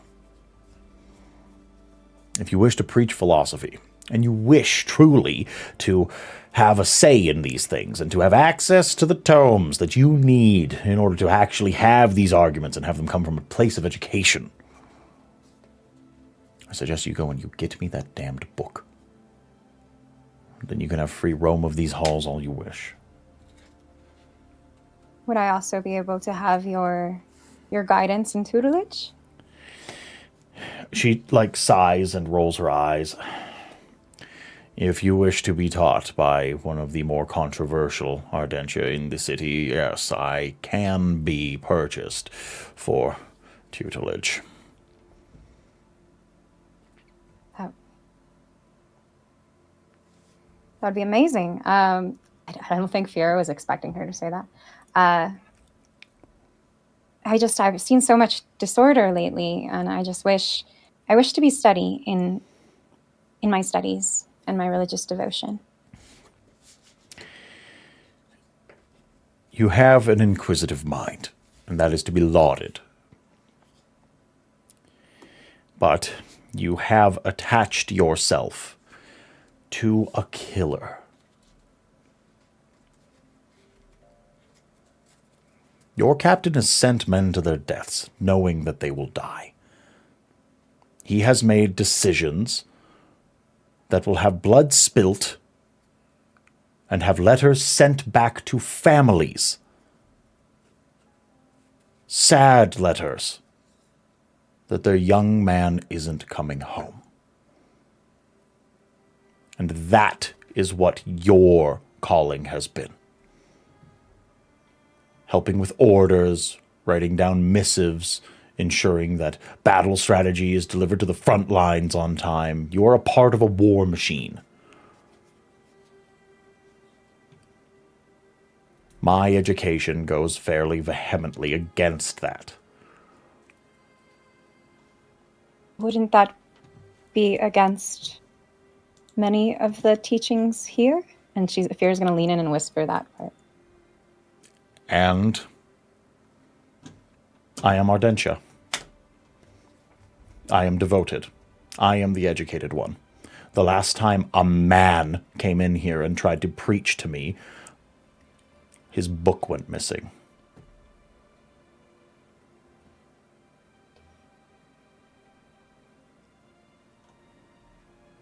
Are you saying my captain tried to preach to you? I'm saying your captain and I have a long history of disagreeing. I will keep that in mind. How long has it been? It's been pretty well long enough, you feel. Yeah. I would like to I would like ago? to I would like to jump to Bear. Mm-hmm. Berdelar, you are wandering the stacks of the third floor. The Ardents that are here do carry weapons. They are guards. These are sacred tomes, truly in no uncertain sense of the word. There are a few true blue Alethi guardsmen here as well. Individuals that wear chain and plate that walk the halls and seem to be making their rounds. Paid off light eyes who were looking for a cushy gig. You've seen it all before. Anywhere that you can find an individual who is looking for something safer, easier, you'll find them within the halls of the Devotary. And so you walk around, you wander. There's just a few too many guards for your liking. And you think that could seriously throw a wrench in things should Nev and Alstrom be on their way.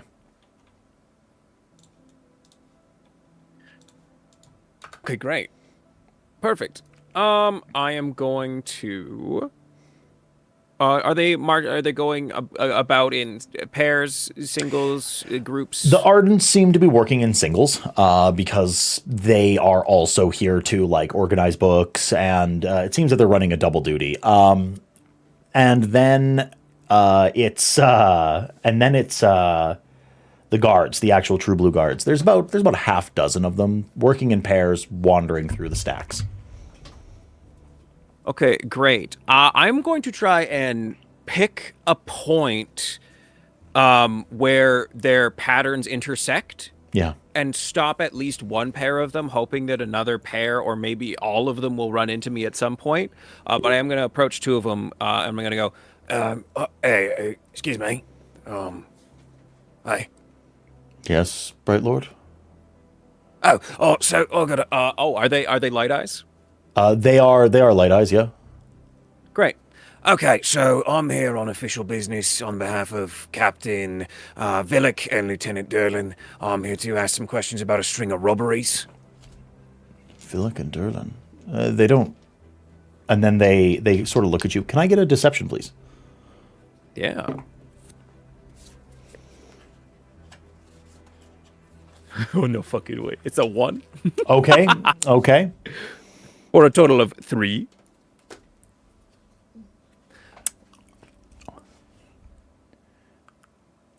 And I don't think that I can come up with a reasonable way that's not that I can use another skill, to be honest. Yeah, absolutely. It's just lying. This isn't their jurisdiction at all, and we don't recognize you. What's your real business? Okay, and I don't recognize you. No, I'm a detective. My name is Detective Jura. I work as an independent. Mm-hmm. You haven't heard of me? No. Wait, really? Yes, really. The city has many people. Yeah, but like I'm kind of a big deal. Like most people know me. Hold on. Oh, hey. And I point to 2 other guards. I go, do you know me? We're going to put this down to a dice roll. We're going to say, call it odds or evens. Go odd. Okay. No. Well, damnation. Somebody's got to know me. And is Fira still here? Like in the stacks? Yeah, you see, we'll say for brevity's sake, that Fira is within eyesight speaking to the librarian. Okay, I'll lean over at her and go, hey, you know who I am, right? You know who I am? The librarian looks to Fira. I think he's talking to you. Oh, apologies. Your Brightness. I may have seen you around before. Yeah, no, I'm Detective Jura, right? I stopped by. I was working for, what is it, Tyrael or Tyrannial or whatever his name is, right? Knowing that like this name is a sore spot for the librarian, Fear is going to do a side glance at the librarian. Librarian just looks like, just says nothing and looks, stares at him. Oh, yes, that must be where I've seen you before. Yeah, no, I'm a detective. That's what I do. Could you please tell these stooges that I'm here on official business? I'm afraid I can't assume your business, sir. I am in a bit of a religious whatever. inquiry. Okay, so here's how we're going to handle this. At this point, I realized this plan has fallen through. I'm being as loud as I can. Absolutely. Getting all the eyes on me. Absolutely. The whole point was kind of distraction, even if it puts you in danger, right? So it is distracting. But what I will ask is, Fira, I'm going to ask for a deception from you, and if Berdalar would like to spend a focus, you can add advantage.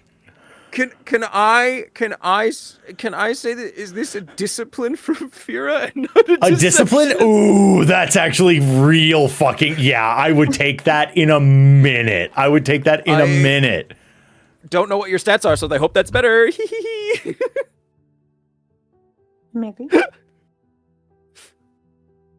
But yeah, I'll spend a focus. I'll spend a focus for advantage. Sorry, I don't know what you said. Oh. What did you say?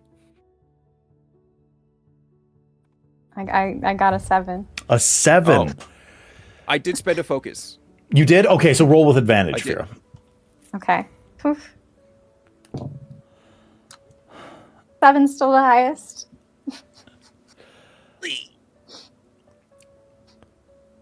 You threw off her groove. So like she was going with her plan. The worst fears of Fira are sort of coming true in real time. The plan that you had set forth to distract these people and how like positive that your interactions had went, having this plan to go and ensure that the librarian was taken care of and to look for your book. You found the book and everything. You're going to have the chance to make a copy, and the librarian was buying into your story and all these different things, and things were going so well. And then Bertilar, with no plan whatsoever, walks into a gaggle of guards and is like, "You all know me!" And then relies on you to back that up when being disconnected would have been very likely better. And the guards look to the second group of guards. Now there's 4 that have sort of come to surround, as well as one of the armed Ardents sort of surround you. And the one guard, the one who had spoken to you and called you Bright Lord to start, says, "Villic, Yeah. you're a detective. Yeah. And you've worked for known reprobate Captain Tyrael." Okay. One time. I worked for him one time. Yeah. And you know that woman right over there. Well, I saw her around at the place, so yeah, I assume she would know that I was a detective. At that barracks, or whatever you call it, I don't know. What are you Not a military guy. detecting? A string of robberies. A string of robberies. Yeah, Here. and one of them was done from the palace. No, one of them's done from the palace, and I was told that I could find a guard who knew something about it here. That there was a guard who got fired from his position and ended up stuck in the Ardentia because you're all a bunch of idiots anyway. We can go That's and what have I was this. told. Let's go have this conversation in one of the private rooms, and we can really figure out exactly. Oh, well, we you can want to just have a have this question in a talk. private room with me? Well, instead of shouting it in the stacks where people are studying, yes, that is. No, wait, where- I know your type. I know what you're going to do. You're going to put me in a private room. You're going to beat the living hell out of me. Ain't no way. Ain't no storming way I'm letting you take me anyway. Don't you touch me. Brightness, I'm not going to beat you. I do want to question you, though.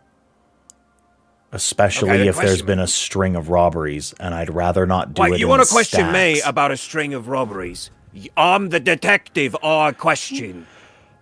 You see him, the eyes just about roll out of his head. Brightness. What?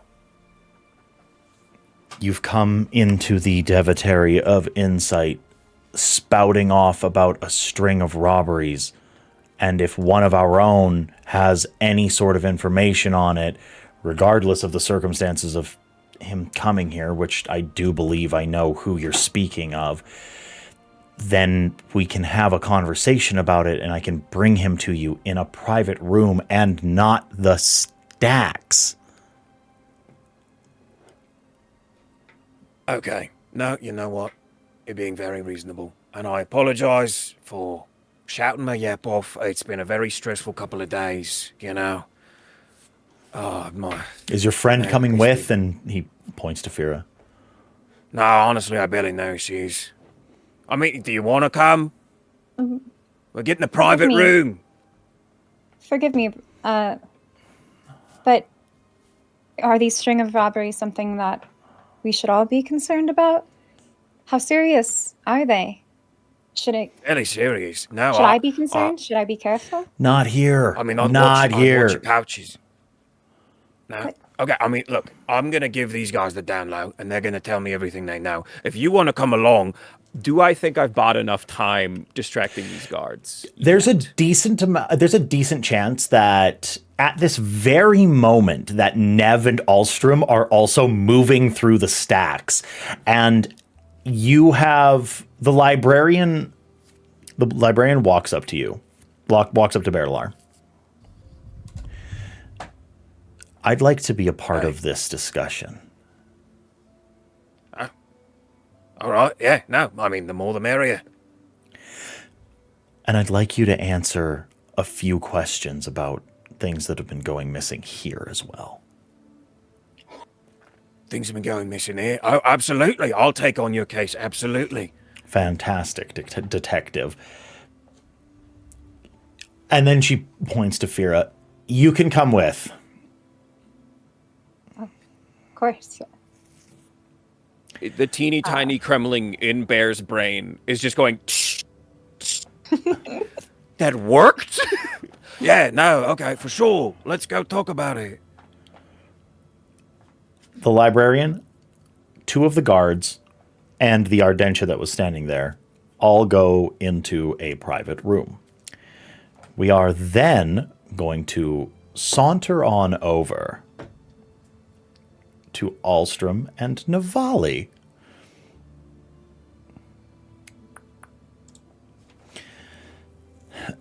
Okay.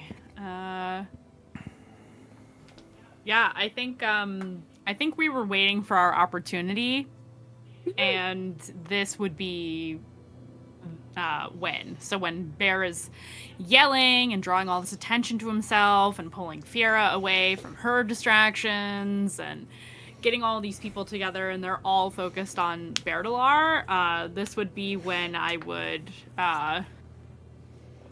want to sneak by all of that is going on, because our quarry is up on the 4th floor. 4th floor. Correct, Yes. correct. So yeah, I would be moving through the stacks to the next place up. Alstrom in tow, correct?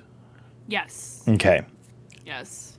I will say that if Nev is going to be making a stealth check for 2 people, it will require the expenditure of a focus. Usually you would use focus in order to give someone advantage or something like that, but rather than Alstrom making his own stealth check, I think Nev, if they were taking the helm on this one, could spend a focus and use that as both stealths. Okay. So can I please get a stealth? I'm gonna raise the stakes also. Okay. Okay, that's blank on the plot. And that is 23 stealth. 23 stealth. Okay. Yep. Nev's moved, through more busy buildings than anyone can really name at this point. Whether it's the theater, whether it's other Devotaries, whether it's places of business, a bit of skullduggery during the daylight waking hours is no stranger to Navali. So it's a very quiet reality to Alstrom that Nev is young. Nev is also viscerally talented at this. They have hand on chest, grip on vest, on more than one occasion, a hand over the mouth to silence like breathing as someone passes by, pushing you into alcoves, into cloistered areas, ducking you down with a hand on top of your head to go behind a book cart, obfuscating your forms to make it look like you're just reading something, from behind a rolling ladder. There's so many micro points of obfuscation that Nev accomplishes that it's kind of dizzying, holding themselves in people's blind spots, throwing a book onto the floor to create a distraction to have 2 other guards walk over to just find a book that's fallen over. It's a constant show of expertise in this area. And eventually you get to the point. So it's been a little unclear. Alstrom and Fiera were of the consensus that the easiest way to get in closest to where you needed to be on the 4th floor would be climbing up on one of the stacks and putting a hole in the ceiling. With in the 3rd floor? Yes, with Alstrom's device. If that isn't the case and you'd like to do it at the doorways after the staircase that leads up to the 4th floor, that's also absolutely an option, but there are permanent guards posted at that door. Okay. I misremembered that part. That's my bad. So yeah, I guess I would probably like help him climb up the stacks with me to the area where we know the book is, because we know where the book is precisely because we have the plans for the building. Exactly. You do have the plans for the building, and you do know where you need to be coming up under in order to get there. It's not the easiest thing to climb a stack of books, so I will ask for an athletics from both of you. Okay. Yeah, I got athletics. That's not what I meant to do. I got this for sure. Yeah. 18. 18. Okay. Yeah. 14 plus 4. 9. A 9. Oh no. That's a rough number. It takes a little while longer for Alstrom to get to the top. Stumbling, some books fall. And it is going to have to be a raised stakes stealth check from specifically Alstrom to go undetected, rolling on top of the stack of books. Oh.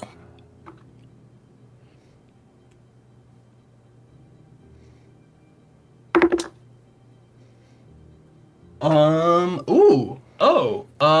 Wait. Uh-oh. Oh no. Wait, you said stealth? Yes. 19 with a complication. With a complication? Complication +2 or +4? 4. Okay. Alstrom rolls on the top of the shelf as a member of the Ardentia comes around the corner to see books falling from the actual top. He looks up. You don't see him, but you hear, "Hello? Hello?" Yeah, I'm just up here reading a book. It's pretty nice. It's got the couches are too comfortable. I like to be up here. Just reading.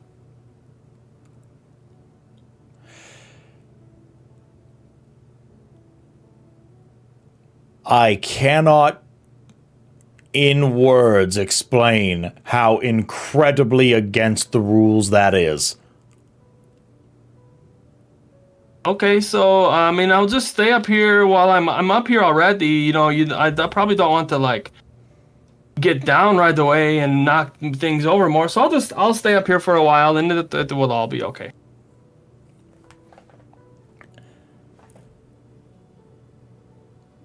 I'm going to give you, to the count of 10, to get off this bookshelf, or I'm coming up there after you. Can I have Wave make a distraction somehow? Wave is like pretty violently vibrating on like the small of your back. And he's like, bad lie.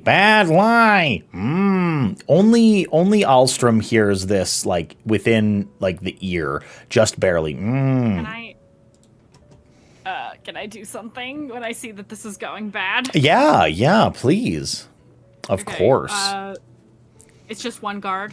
It's an ardent who's armed. So a guard in less words. Is there anybody else in this row? No one else in this row. All right.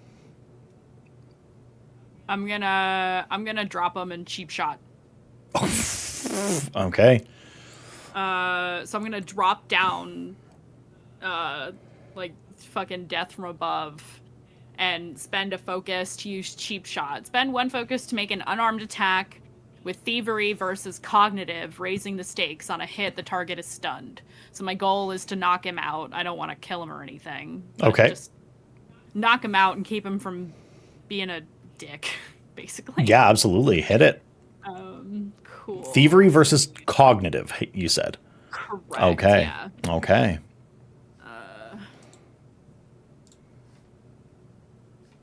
Thieving is my expertise, so I don't know if that helps me at all. Oh, that's really good. 17 plus 4 for thievery. 21. That's lots. That is lots. His cognitive defense is not 21. This is Cool. kind of a stoolie. Walking the stacks, having to protect books. He's not exactly a mental monolith.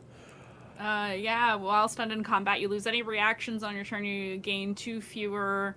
Don't gain a reaction. While stunned out of combat, you're overwhelmed, making you move and react slower to your situation at GM's discretion. But my goal is to knock him out, and the impact of me hitting him unarmed is 5 damage. 5 damage? I think that the reality is that you nailed him with the cheap shot, and there has to be some sort of accordance for being 15 feet up in the air and also landing on him. I will allow, with a 21, I will definitely allow a full unconsciousness. You took a massive risk, but since you did fall all of those steps, I think it would make sense if you took 1 physical damage. I'll take it. And as I'm standing over this poor Ardent, who I'm gently Bald head. He's propping just fucking like. I'm propping him up like further down next to like stack of books. Yeah. With a book in his lap and his weapon kind of sitting up against the stacks to make it look like maybe he fell asleep. And yeah, that's the my headset's dying. That's the goal. Okay. I will ask for. I'd love a real quick deception on that one. Deception? I would say deception. Yeah. Okay. I'm not trying too hard. No. This isn't. Okay. This isn't an insane roll. 12. Perfect. Hold on. Okay. Not very charismatic. You're gonna launch back up that stack of books. I would imagine. Yeah, Okay. Oh yeah. We'll snag. Should I athletics? We'll snag or one stealth more again? athletics. Yeah. Stealth is fine. That can be just a general descriptor for the whole Okay. scene. This one. This one is 13. 13, totally fine. Yeah. Yeah, this isn't an insane feat. Reach down. Alstrom reach down his hand to pick you up. You probably ignore it. And just I do. I'm just glaring daggers at him and pointing up at where we're supposed to use the fabrial. Hurry up. Okay. So you think he starts whispering. Next time somebody sees you, just don't say anything. No one's around right now. We're good right now. We're good to go. Hurry up. Yes, we're good right now. So he like pulls up his sleeve and how close to the ceiling are we? Do I have You're to about stand? Are we you- crouching? You have to stand in order to reach it, but it's like about a foot above your head. Okay. Yeah. So as like looking around, making sure no one's looking in our area, waiting for the right moment, stands up and puts his hand to the ceiling and activates the creme reel. Okay. So remind me, I don't think there's no specific role for that, is it? No, it's only if someone gets like stuck in it. Yeah, like But if so you're 5 foot area turns into soft clay. That is what I thought. I will. So, of the 5 foot area turns into soft clay. Now, I don't know about y'all, but I certainly know a thing or two about gravity and soft clay. Yeah. slopping down onto the top of the stack is a pretty solid rain of thudding mud and creme-like stone. Before very long, this 5-foot cube has created a hole and has rehardened. If you would like, do I need to do it again? Can we see through the floor? you can absolutely see through the floor. The floor is maybe 2 feet of stone thick. Okay. You first or me? Just give me a second, and I'm gonna scramble up. But I'll help Alstrom up after I get up there. Okay. Nev, you hop up into the room. Inside this chamber is I do look before I leap. Sure. I will say. You pull yourself up just by fingertips, holding your eyes just above the lip, and you look inside. Luckily enough, you chose a portion of floor that quite literally had nothing underneath it. The rest of this location is a series of display cases and bookshelves. Along the walls are a series of books that are written in languages that you do not recognize at first. You're thinking it's things like Thalen, it's things like Azish. You see books that are written like you've seen enough in the same way that a person would recognize like Japanese or Dutch or German, etc. You see Reshi, and you see a few Shin tomes, and scattered throughout this room, which sits about 40 feet across and about 60 feet long, are a series of display cases. These display cases are wooden platforms that at the very top have latching glass lids. That is the only things that are within this room. When I pull Alstrom up to look at all of this with me, I look to him and I go, are there mechanisms on these things? Or can I just grab it? Oh no, we're gonna need to undo a couple locks first before we even try opening it. Oh, like regular locks? I can do that. Okay, yeah. You pull Alstrom up. Yeah, I'm helping him. Okay. You pull up Alstrom, and you take another inventory of the room, and there's one door that enters this chamber. The door seems to be made out of solid steel. It is quite the heavy-duty, secure-looking entry point, and then you start peering around. I'm going to have you both make perceptions to find this specific locked cabinet. And could I argue for deduction? It is the same, but I feel like that skill makes more sense, like investigation-wise. Yeah, for sure. Oh, that was really good. 21. A 21. Okay.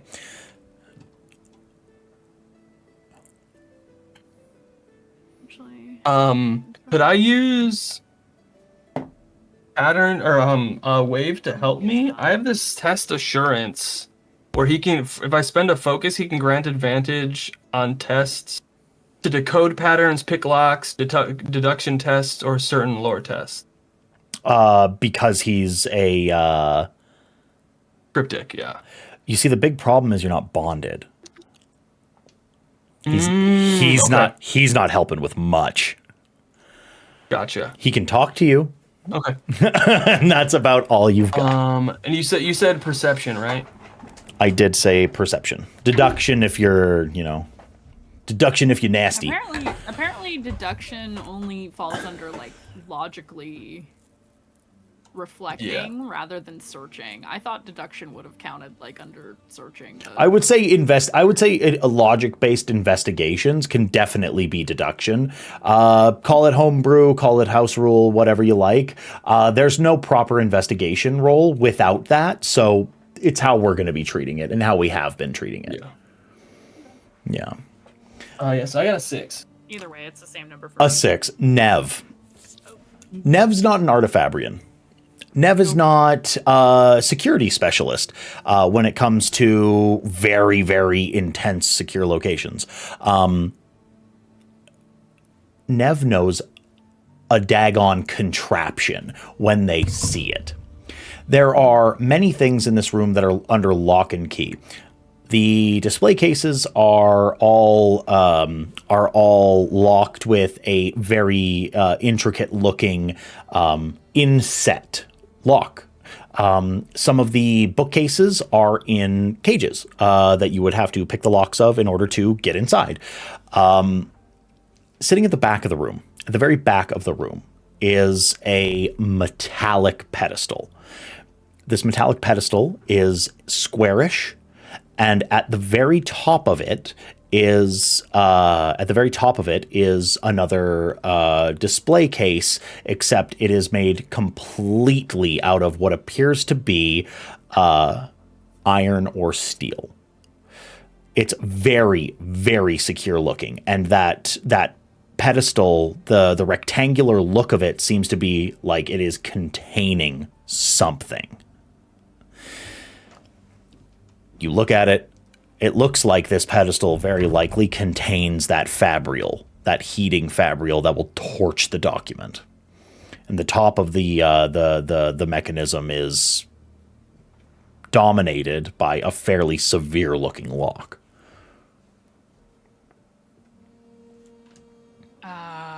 Alstrom, I found our quarry, but it's definitely in that fabrial I told you about. Yeah. Well. All right. Let's get started, shall we? Sure. Is this like a teamwork thing? This will absolutely. Well, first of all, Navali's the lockpick. There's really no uncertain terms about that. If the lock is picked without the fabrial first being disarmed, the thing goes up in smoke. Alstrom needs to do his part, then Navali needs to do their part. That's how it is.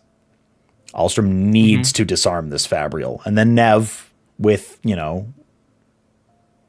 haste, will be able to pick this lock. Can I get Alstrom to please make a crafting check? This is an instance where I, as the GM, am going to raise the stakes. Yeah, absolutely. Nice. I would love someone to clip right now so that I can zoom in on Lane's face. That was fucking ridiculous. I'm sorry, what was the roll? I didn't roll yet. Okay. I'm freaking out over here. Nice. 21 and the blank. And a blank. I would have allowed an assist, but as he didn't need it though. As it turns out, he did not need. Alstrom, you pull out a small toolkit and you start peeling off pieces of this pedestal to get access to the fabrial that is inside. Inside the bottom of this fabrial is very clearly the biggest ruby that you have seen when it comes to a heating fabrial. This is a fabrial that would be able to heat this room in all likelihood. Hang it from the ceiling, and this is heating an entire room in pretty short order.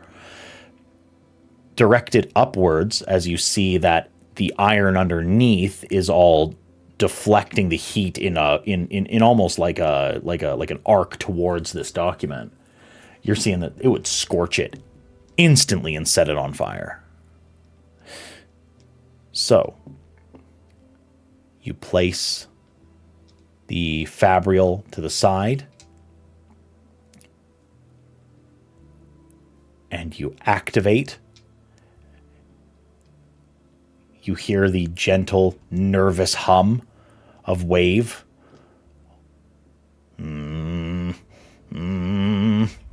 work.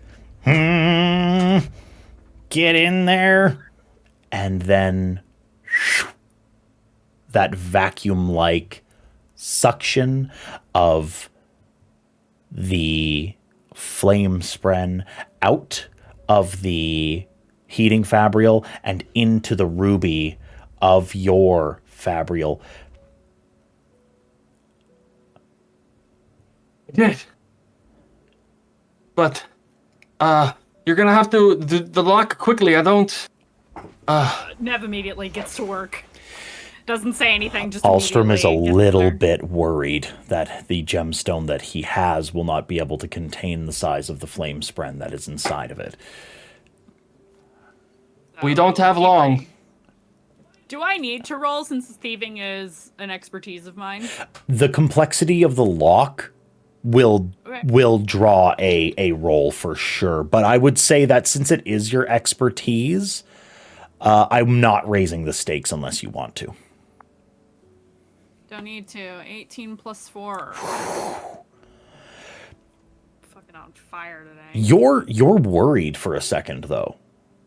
Mm-hmm. This lock is intense. False latches. There's the tumbler is stiff, like very stiff. The amount of tension that you need to put on the wrench is intense. You find so many false points in the actual tumblers. You're pushing. Why is this not working? Why is this not working? And then you pull out a completely separate tool set. Nev is a fucking expert at this. You pull out a bump key and you're like, this fucking thing, whack. You hit it with the back of a knife and just the bump key just immediately sets the pins. And with like a wrench, you click, slides open,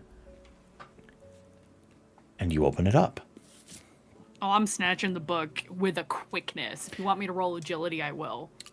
There's no agility. The latch simply opens. There is no trap inside. There is no closing of the mechanism. I'm not messing around. I'm just like, You yoink. do snag it with an insane quickness. Mm-hmm. I will say. I'm like clutching the book. I will say that as you take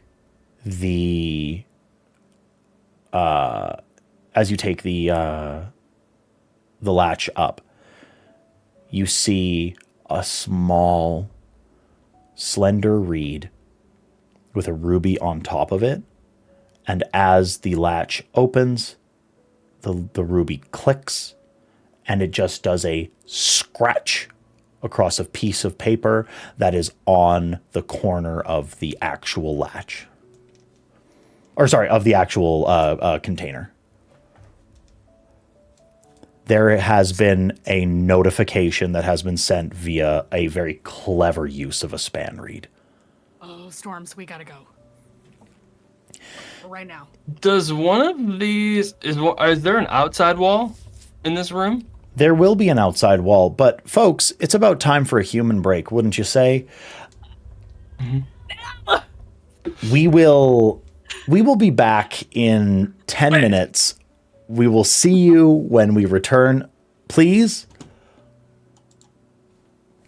tell your mom, tell your dad, tell your sister, tell your brother, tell your cousin, tell your Herdazian cousins, tell the Stormfather, tell the Almighty, go tell Wit that we are live right now on Another World Tabletop telling Cosmere stories. Tell that fella, the Stormfather. This is the Stormfather. That is the Stormfather. Tell them that we are live, and tell your dog that I love you. And we will be back in a quick 10 minutes. We'll see you soon. Welcome back. Did you tell your dog that I love them? I sure hope so. I told my cat. Told your cat? That's fantastic. That's fantastic. I told the Stormfather. Yeah, I told the Stormfather. So yeah, we zoom back in on Nev and Alstrom. Within this chamber full of oddities and different locked up antiquities, tomes that line the walls that sit behind metal cages, glass display cases that are under lock and key, etc., etc. You have the book in hand. It's of a decent weight. It's about the size of a regular, an Alethi textbook. It is that weight and gravity that you would get from a very significant tome, wrapped in what appears to be the skin of an animal of some sort. You feel as if it's made out of a strange material as you do snag it, though. You run your hand against it, and like you've felt like leathers before, like you've felt different fabrics and materials that have been used to bind books. You're no stranger to literature, but it seems to be of an odd texture. The pages are thick. It is not a thin-paged tome. It has the rough look of a book that was bound by hand. On the front, you most certainly do not... Oh, I'm sorry. One sec. That's because I didn't do this. Bam, I'm back. Hi, everybody. Upon the surface of the book, you do not see words. You simply see a symbol. It is, you think, Dawn Chant. The scratch-like, very intentional, religious wording. But there isn't a lot of time for that right now. You've taken the book. Yep. And you... What? Do you dash towards the door? Do you go to the hole that you've made? Where do you go? I look to Alstrom. There's a span read here. They know we have that something's been taken. Is this wall, and I point to the far wall. This is external. Can you put a hole in it? Yeah, totally. Great. I'll run over and Actually, wait, before I say that, what side of the exterior of the building is that wall? The walls, unfortunately, are not stone in here, is the biggest problem. They are covered from from ceiling to floor in wooden bookshelves. Okay. Can you seal this So then- up if we get out of here from there? And I point down. a little bit. I'll take it. You hear shouting. Uh-oh. It's coming from the hole in the floor. Never mind. It is quite literally. There's a hole in the ceiling. There's a hole in the ceiling. No, come look. Hey, come look. There's a hole in the ceiling. Is it only one voice? For now, it seems to be one voice. Or do I go to like another corner of the room and make another hole in the floor? What? So we don't go out, we go down somewhere else.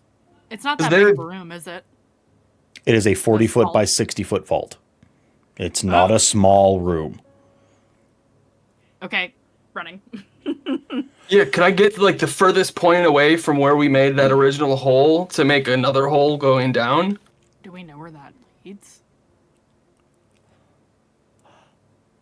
It's a little late to be worrying shit. and Like that. wondering. All right.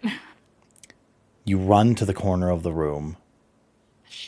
and you start hearing more voices shouting from the hole that you've made in the floor. And Alstrom, you tap your creme reel onto the floor.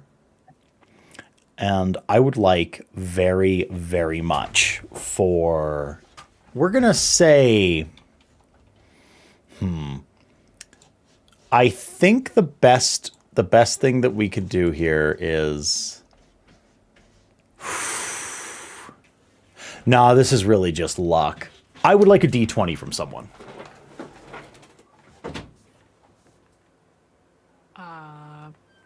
Okay. Okay. That is a 4. That is a 4. Okay. It is. Hopefully it's evens versus odds and not a high number thing. So.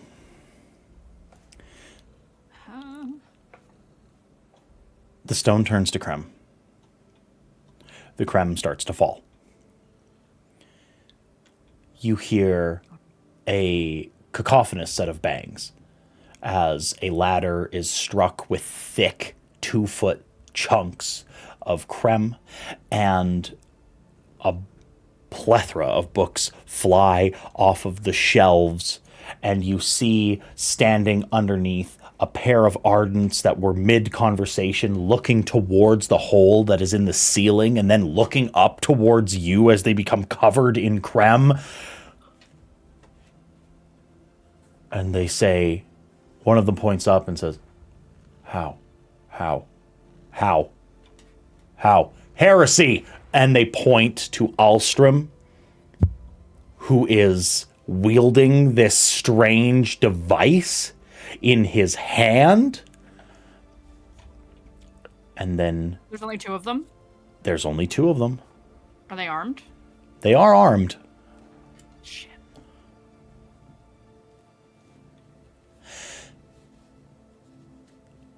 What do you do? 2 people versus a gaggle of people on the other place. Because they haven't seen Nev yet, I'm hoping to get the element of surprise and jump down on these 2. I'm gonna toss the book. Actually, I'm not gonna toss the book. I'm gonna keep it. It's tucked in my pack. Okay. It is a 20-foot drop. Oh, it's that far? It is that far. It was a 15-foot drop when you were on top of the stacks. Makes sense. Okay. There's nothing above them like stacks. They have there's you could drop down onto a stack, yeah, for sure. Yeah, that's what I would prefer. Like, is there a way for me to drop down that while they're looking at Alstrom, they don't see me? Like, can I stealth that? You can raise the stakes and make a stealth, yes. Sure. Okay, cool. Hi. I'm just trying to get a like good idea of what we're working with here. Okay. Okay, hell yeah. Stealth, so 23 and a blank on the opportunity. 23 and a blank. 23 and a blank. Okay. They're looking at Alstrom, and as he's beckoning and taunting them, it's truly panic that sets in to these 2 Ardents seeing this, and they start shouting, and they're like, "We need to go. We need to get help. Guards! Guards!" And the one they that's start shouting running. is the one I cheap shot when I jump down. Okay. You jump down and give me that thievery versus cognitive. Okay, I'm going after the loud one. Okay. Okay. Did okay. you cry? That one's a 12. A 12? Yeah. If I'm not mistaken, meets it, beats it when it comes to defenses. Let's go. He's stunned. How much damage? So I just fully like it's 5. 5 damage. Oh, it is just 5. Okay, perfect. Yeah, it says impact 5. Okay. It doesn't give me like a number plus. It's just 5. Okay. You drop down. You strike this ardent. The other one looking shocked. Just to the side of the neck, just. Yeah, he hits the ground unconscious. You take another 1 damage. And the other ardent looks at you completely stunned, unused to combat. You see the look in his eyes. I pull a knife on him. Don't. I don't want to hurt anyone. Intimidation. Okay. She'll do it. I've seen her. Don't do it. Oh, 15. 15. 14 plus 1. I only have a plus 1 in intimidation. Going to roll. Okay. He looks at you, and you see panic in his eyes, and you see his hand shaking. He's like, I didn't see you. Thank you. And I looked at Alstrom. the steel door behind Alstrom opens.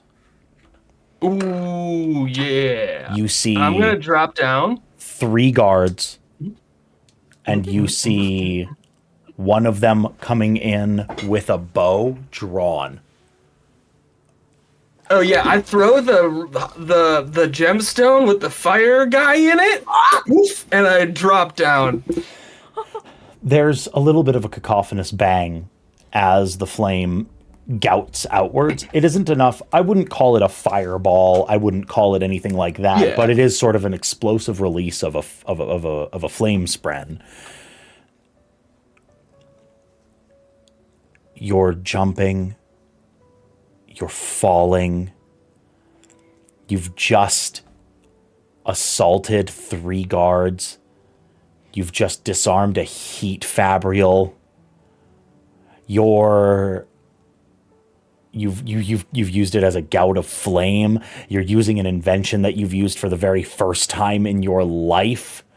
Your heart is pounding. Wave is pulsing on your back, just below your neck on a shoulder blade.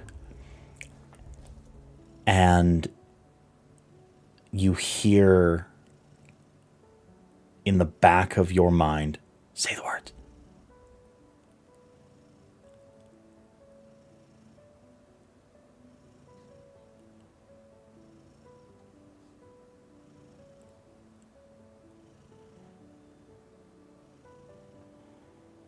Life before death. Yes. Strength before weakness. Yes. Journey before destination. Alstrom hits the floor, and there's a crackle of frost as a symbol erupts across the stone floor of this library. As energy races within you, you feel pounding in your ears. You feel so much life running within you, and you hear in the back of your mind, these words are accepted.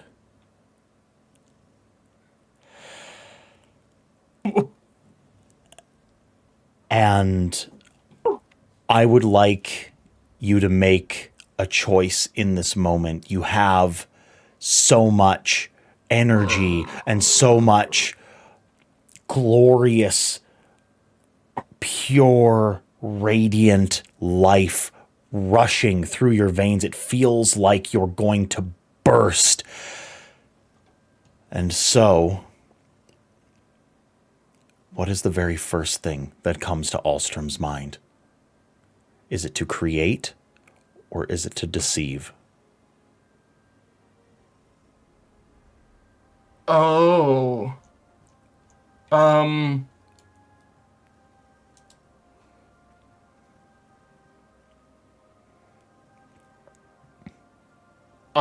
Deceive, I think. Deceive? To try and like get the guards to go like an opposite direction so we can get out. So I guess create? I don't. Okay. You feel for the very first time the sanguine rush of investiture flooding your body. And you feel like you could grasp the world and pour anything into it. And the only thing that you can call to mind is that you need something that doesn't feel real, but looks it. And in this moment,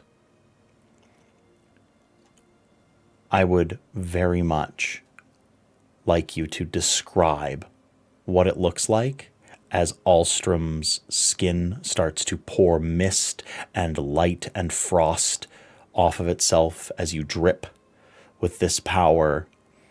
What is the illusion that you weave to distract the guards?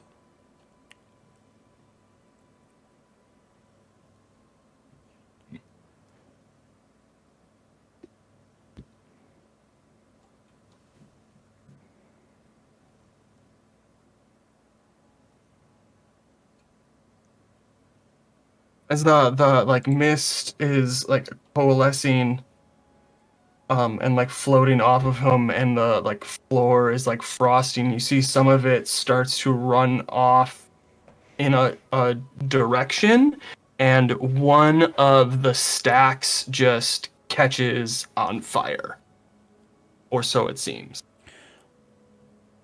The stacks start to burn.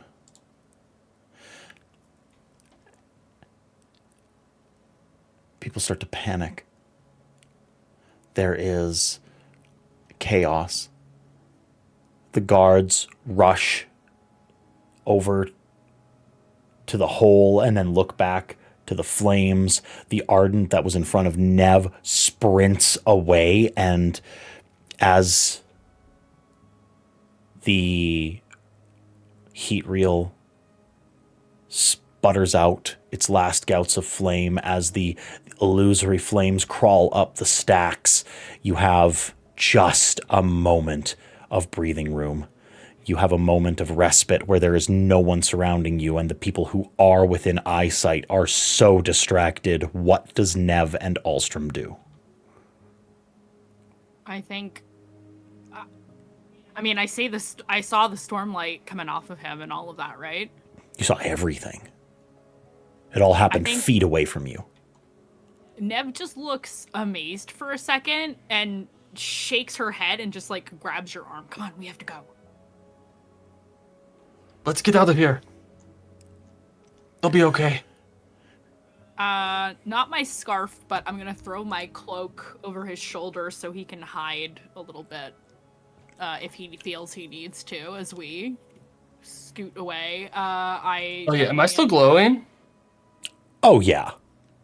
Yeah, definitely cloak's a good idea for sure. Okay, cool. Yeah. Yeah, I'm gonna stealth us out of here. I would like you to make a stealth with a raised stakes, please.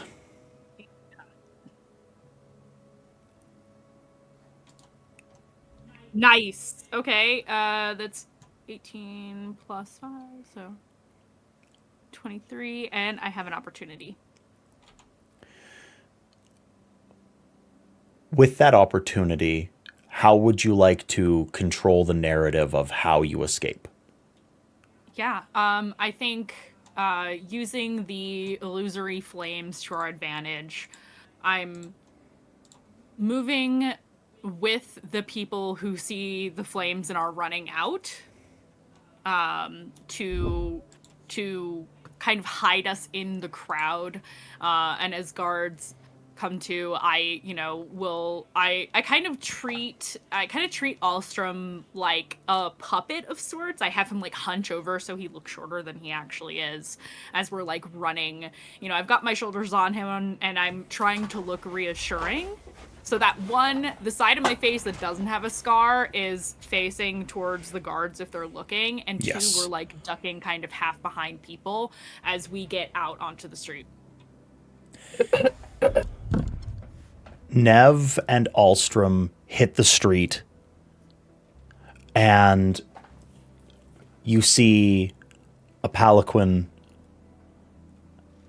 and stepping out is what appears to be a very high-ranking, light eyes man wearing the colors of High Prince Amaram.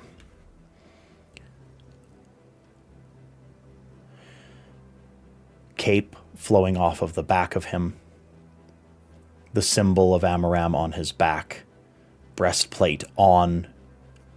He stands tall, 2 warriors standing on either side of him, an Ardent standing just beside, taking notes as to what this man is saying. He looks down at you, and then he looks at the Devotary, and then he looks down at you.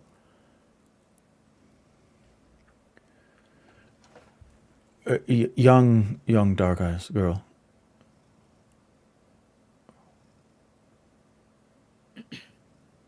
Yes, brightness, right lord. The Devotary. Is there some sort of commotion inside? I believe I saw smoke, lord. Smoke. There's a fire, like something burning. I think so. I got swept up in the crowd, sir.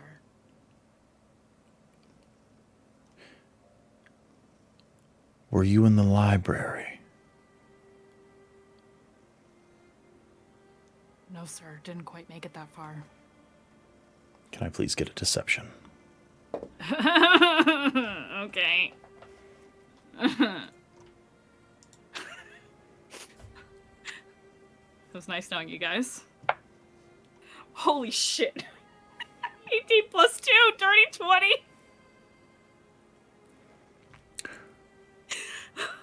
You didn't see anything.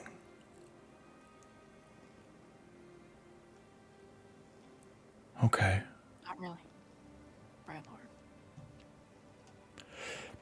He puts a hand on your shoulder. Oh no. Be safe. And then walks past you into the Devotary. Can I, in this moment, roll insight? Oh, please.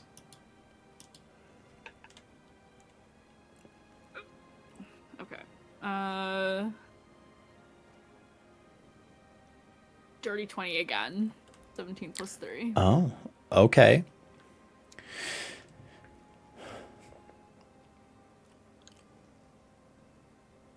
Why is there suddenly an envoy or a soldier of High Lord Amaram at the Devotary instantly after you two made a huge ruckus?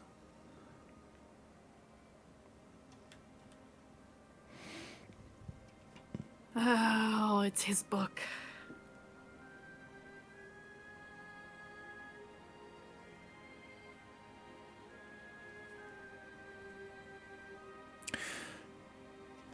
He lets you go.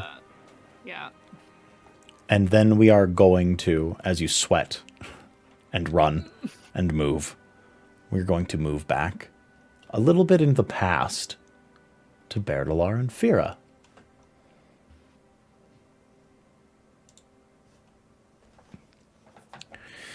So, the two of you, you've been brought into this room.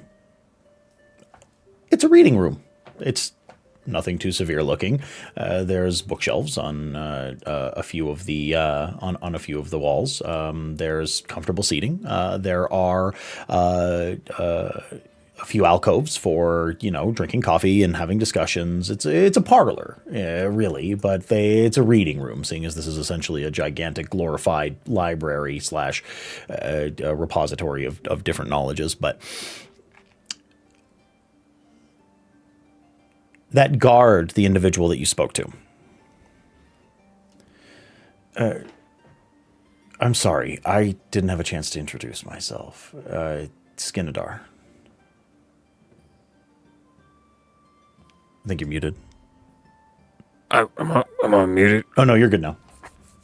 Okay. Maybe just quiet, but yeah, Skinadar, I'm sorry about the bad circumstances, but I've asked to have that recent recruit brought in to speak to, but if you could just go over with me any threats or worries that you have for the Devotary, that'd be ideal. Oh. Excuse me, can I take some notes? Would that be okay? Feel free. Sort of waves a hand. So, I was worried. Well, first of all, there's been a string of robberies of some pretty high-profile things. I don't know if you heard, but from the palace, they are currently missing Okay. Yasnakolin's Soulcaster. He leans back in his chair.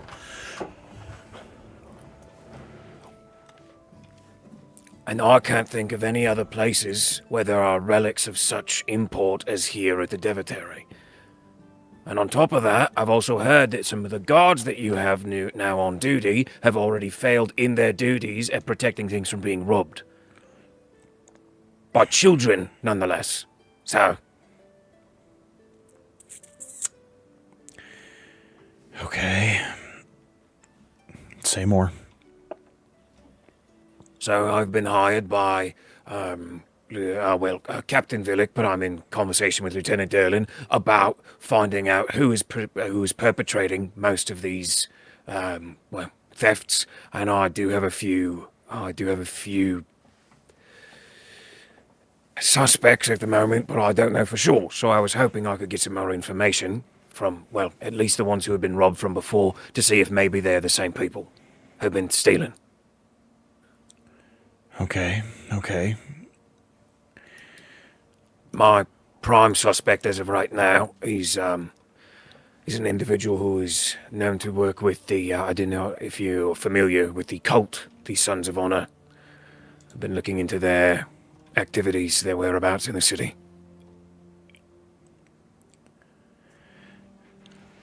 Haven't heard of him. Insight. Yeah. Okay. Not bad. What is my... Oh, it's +5. Oh, I'm so insightful. 18. An 18.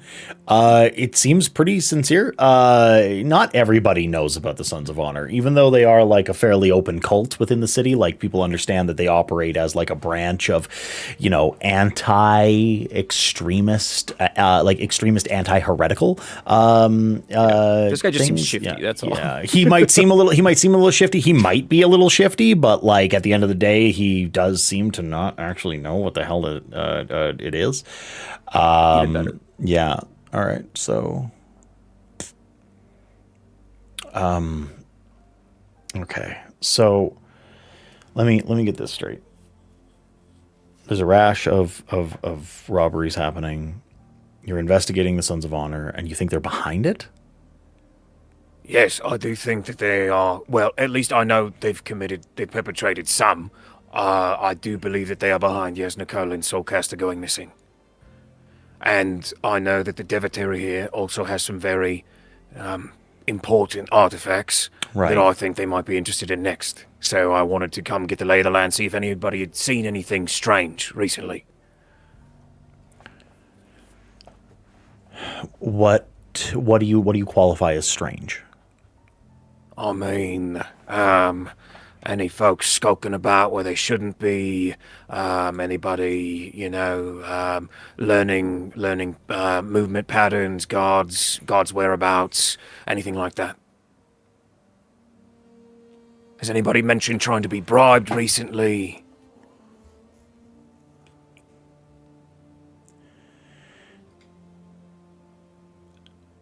The only person that's been coming around here asking questions that seem a little bit unseemly is this one. And he points to Fira. Bear just looks to Fira. Okay, sure. Sorry, were you being serious? I'm being deadly serious, yes. Oh. Well, then Forgive perhaps me. I'm What is asking the what wrong... is unseemly about the pursuit of religious inquiry? You've been talking to the librarian and about some unsavory things.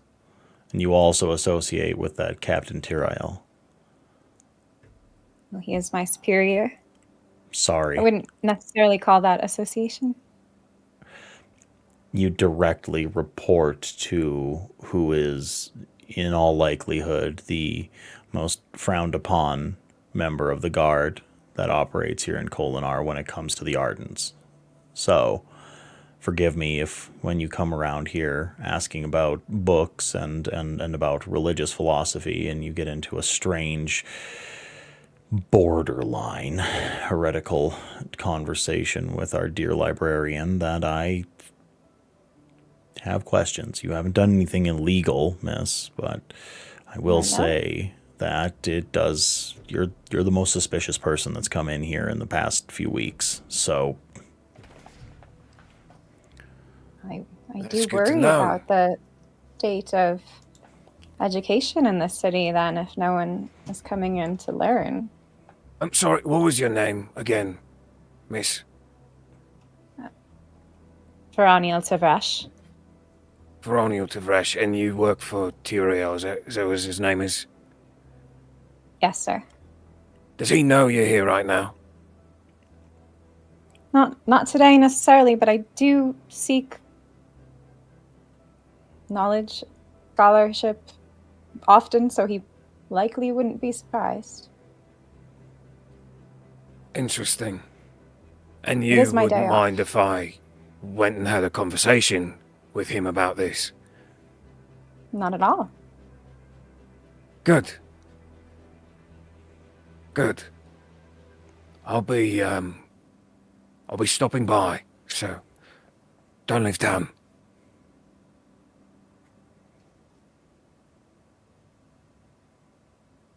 No worries. there's a knock at the door, and in walks an Ardent, being escorted by a proper guard. And it is that same brown-haired, dull-eyed, kind of squirrely-looking guard from before that Bertalar savagely beat. So he walks in. It's the individual that was demoted after being crumped and losing the. Oh, that was the guy who got demoted? I thought it was the guy. I thought the guy who got demoted was the ones who Nev got escaped from on the rooftops. Oh, both. That's what I- But if you were assuming one or the other, then This is the one I got. Oh, this shit. this is for sure the one that I am. I don't know if I'm going to apologize for that. Don't. He walks in the room and he sees Bear. I glare at him. I stare him down. What's this one doing here?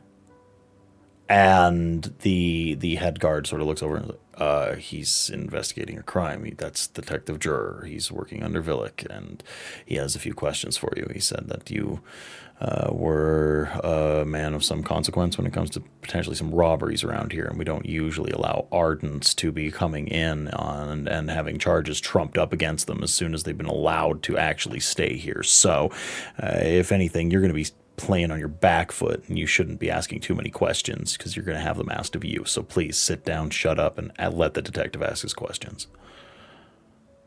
The guy walks over, sits down, and just stares absolute daggers at Bertalar. Ask away. Sure. What was your name again? I don't know. I think I'm having a hard time remembering today. I took a fairly savage blow about the head not too terribly long ago, and I've been having troubles with my memory lately. I look at the other guard who I've been talking to, like, can you believe this shit? The other guard says he pulls out a truncheon and like jabs him in the side. Answer the question. Looks.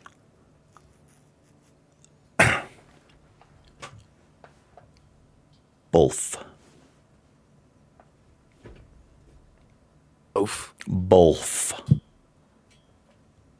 Both. Okay, both. Now, I have a few questions to ask about you. To ask of you. On the day of Whatever day that was, I don't exactly remember. It was about 7 days ago. All right, 7 days passed. I believe you was to make. You were spotted in the near the city, the same day that Ardent was to perish. Do you remember that?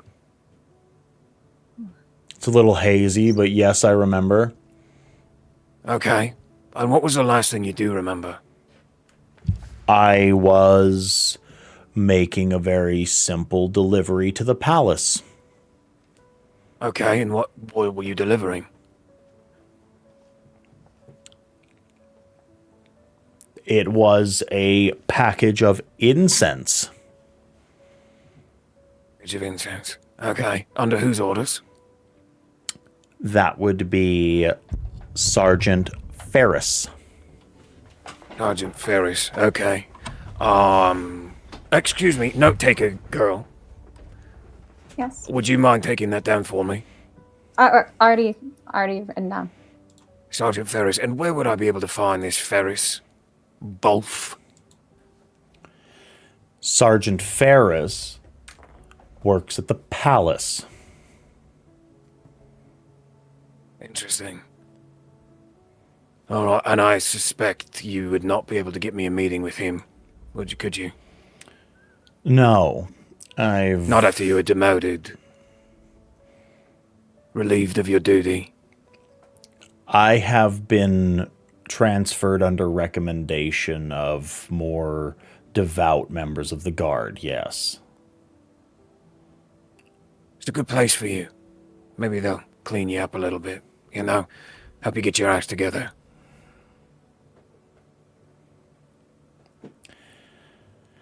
Is that all? One last thing. Do you know anything about the Sons of Honor?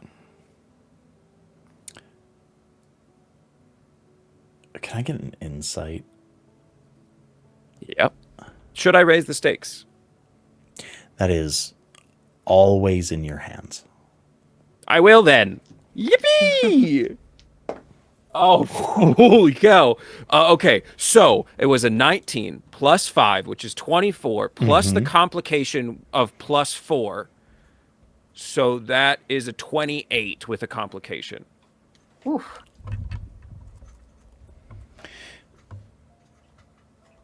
You feel a hand on your shoulder of the sort of lieutenant, so to speak, the sergeant that's been handling this. I think all this talk about Sons of Honor is getting a little much. I think this might be not so much about the robberies as this personal. And you see that Bolth's face has dropped. And he's not speaking. He's sort of looking at his hands. He's looking at the table. He's looking anywhere else. He's looking up at the other guard, and he's just like, "Yeah, I heard they're just that's a dangerous criminal organization. I'd rather not have my name associated with anything like that. That's actually pretty." I'm trying to get my act together. I've never been a part of those circles, and to have a detective investigating me and them, maybe we get an official investigator in here. And then he looks at you and he's like, Brightness, all due respect.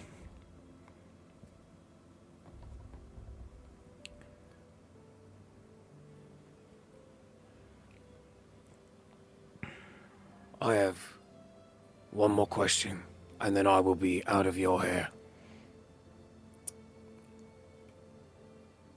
The sergeant sort of looks down at you and says, one more.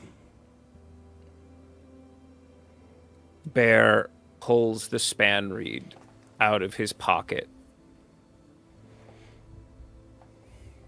Who's on the other end of this thing? There is like a sudden exsanguination of this man as his face goes deathly pale, clammy. Hand starts shaking on the chair that he sits in. And in what can really only be described as the most bold-faced lie that Berlar has ever heard in his entire life. I don't know. I don't know who that is. I have never seen that.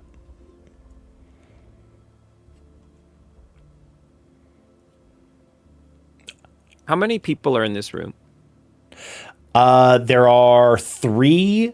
There's 2 guards, 1 Ardent, and the Bolf, and then there is you 2.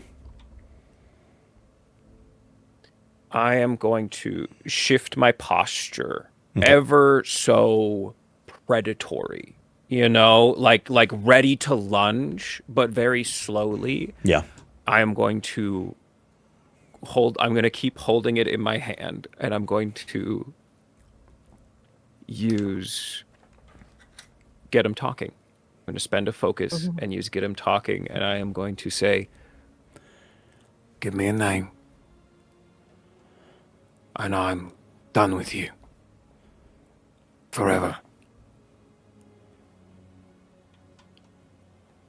and that is deduction versus spiritual. Okay. Hit it. Come on, baby. Let's go. Yeah, no way. 24.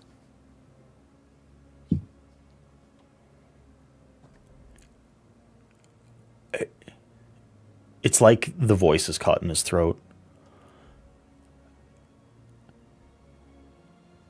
And he looks to you and he just says, "You don't want to know."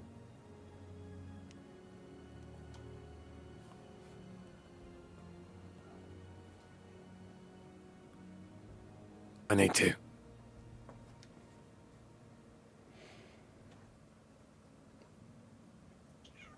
All of the stages of grief wash over the visage of this man's face. You see him scrambling internally with some sort of internal debate.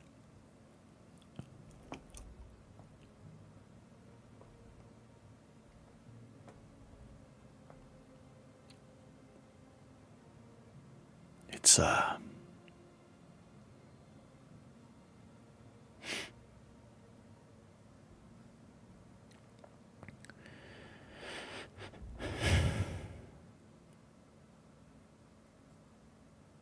it's Bright Lord Tilladan.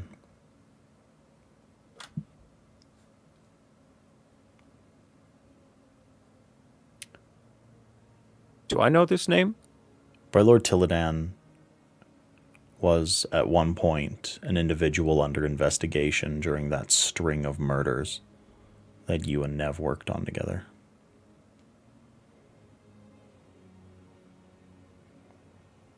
Okay. He's gonna kill me.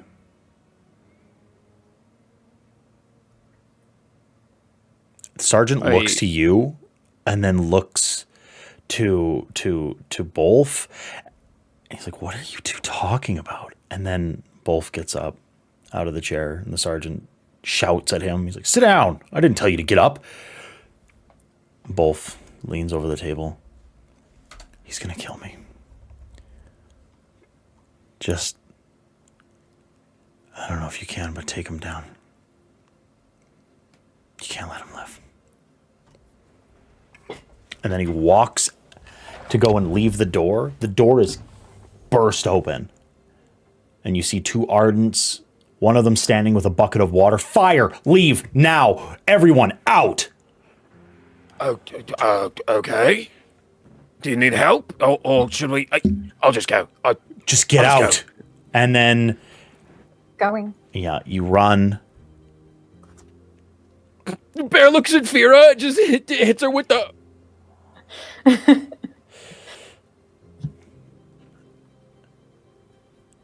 You run.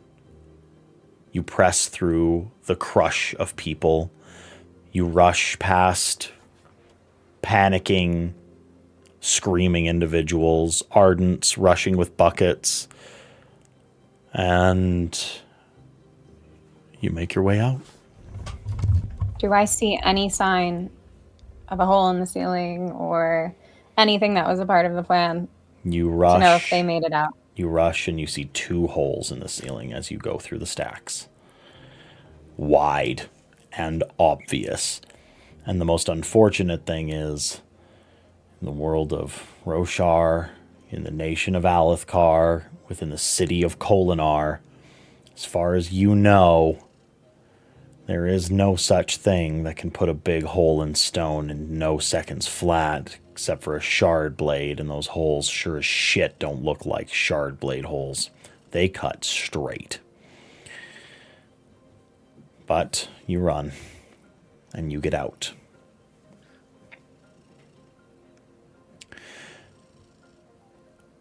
And, folks, I believe it is right there that we are going to wrap it up for the evening. So, tonight we have spoken the very first ideal.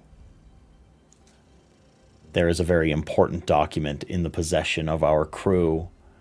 Another red string has been tied to the Sons of Honor, and Ferraniel has a new frenemy. And I stole a book. And you also stole a book on the smallest scale imaginable. Ferraniel is also becoming crooked. like Nev's assaulting people, Berdalar's intimidating individuals, Alstrom's this like widespread heretic, and Ferraniel's like, yes, I have pilfered a book. Like I took a book from the library, which I could have signed out. It's a lot. Yeah.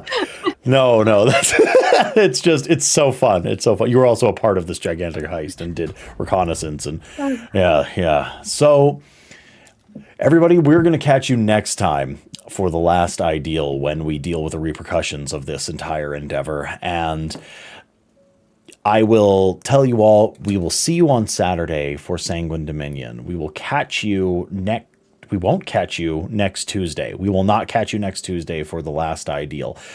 The reason being, it's the 23rd of December. I know that sucks, but there's not a shot I'm going to have any of the spoons left in order to run a game that day. So we will be joining you back, I believe, on the 30th in order to play once again. So we'll catch you next time.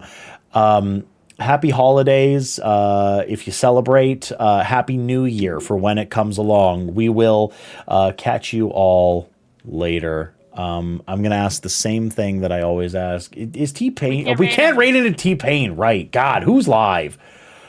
Get a new script. Jeez. I'm sorry. I'm so sorry. We loved rating into T-Pain, and he's forsaken us. Fun. He's forsaken us. Robert's live. Robert is fully live. We will raid into Captain Robert. Robert. Bam. So tell your mom, tell your dad, tell your sister, tell your brother, tell your local congressperson, tell your grocery clerks, tell your dog that we love them, tell everybody else that we're live. We're telling Cosmere stories here on Another World Tabletop. We love you all. We will see you next time. Bye-bye. Mwah.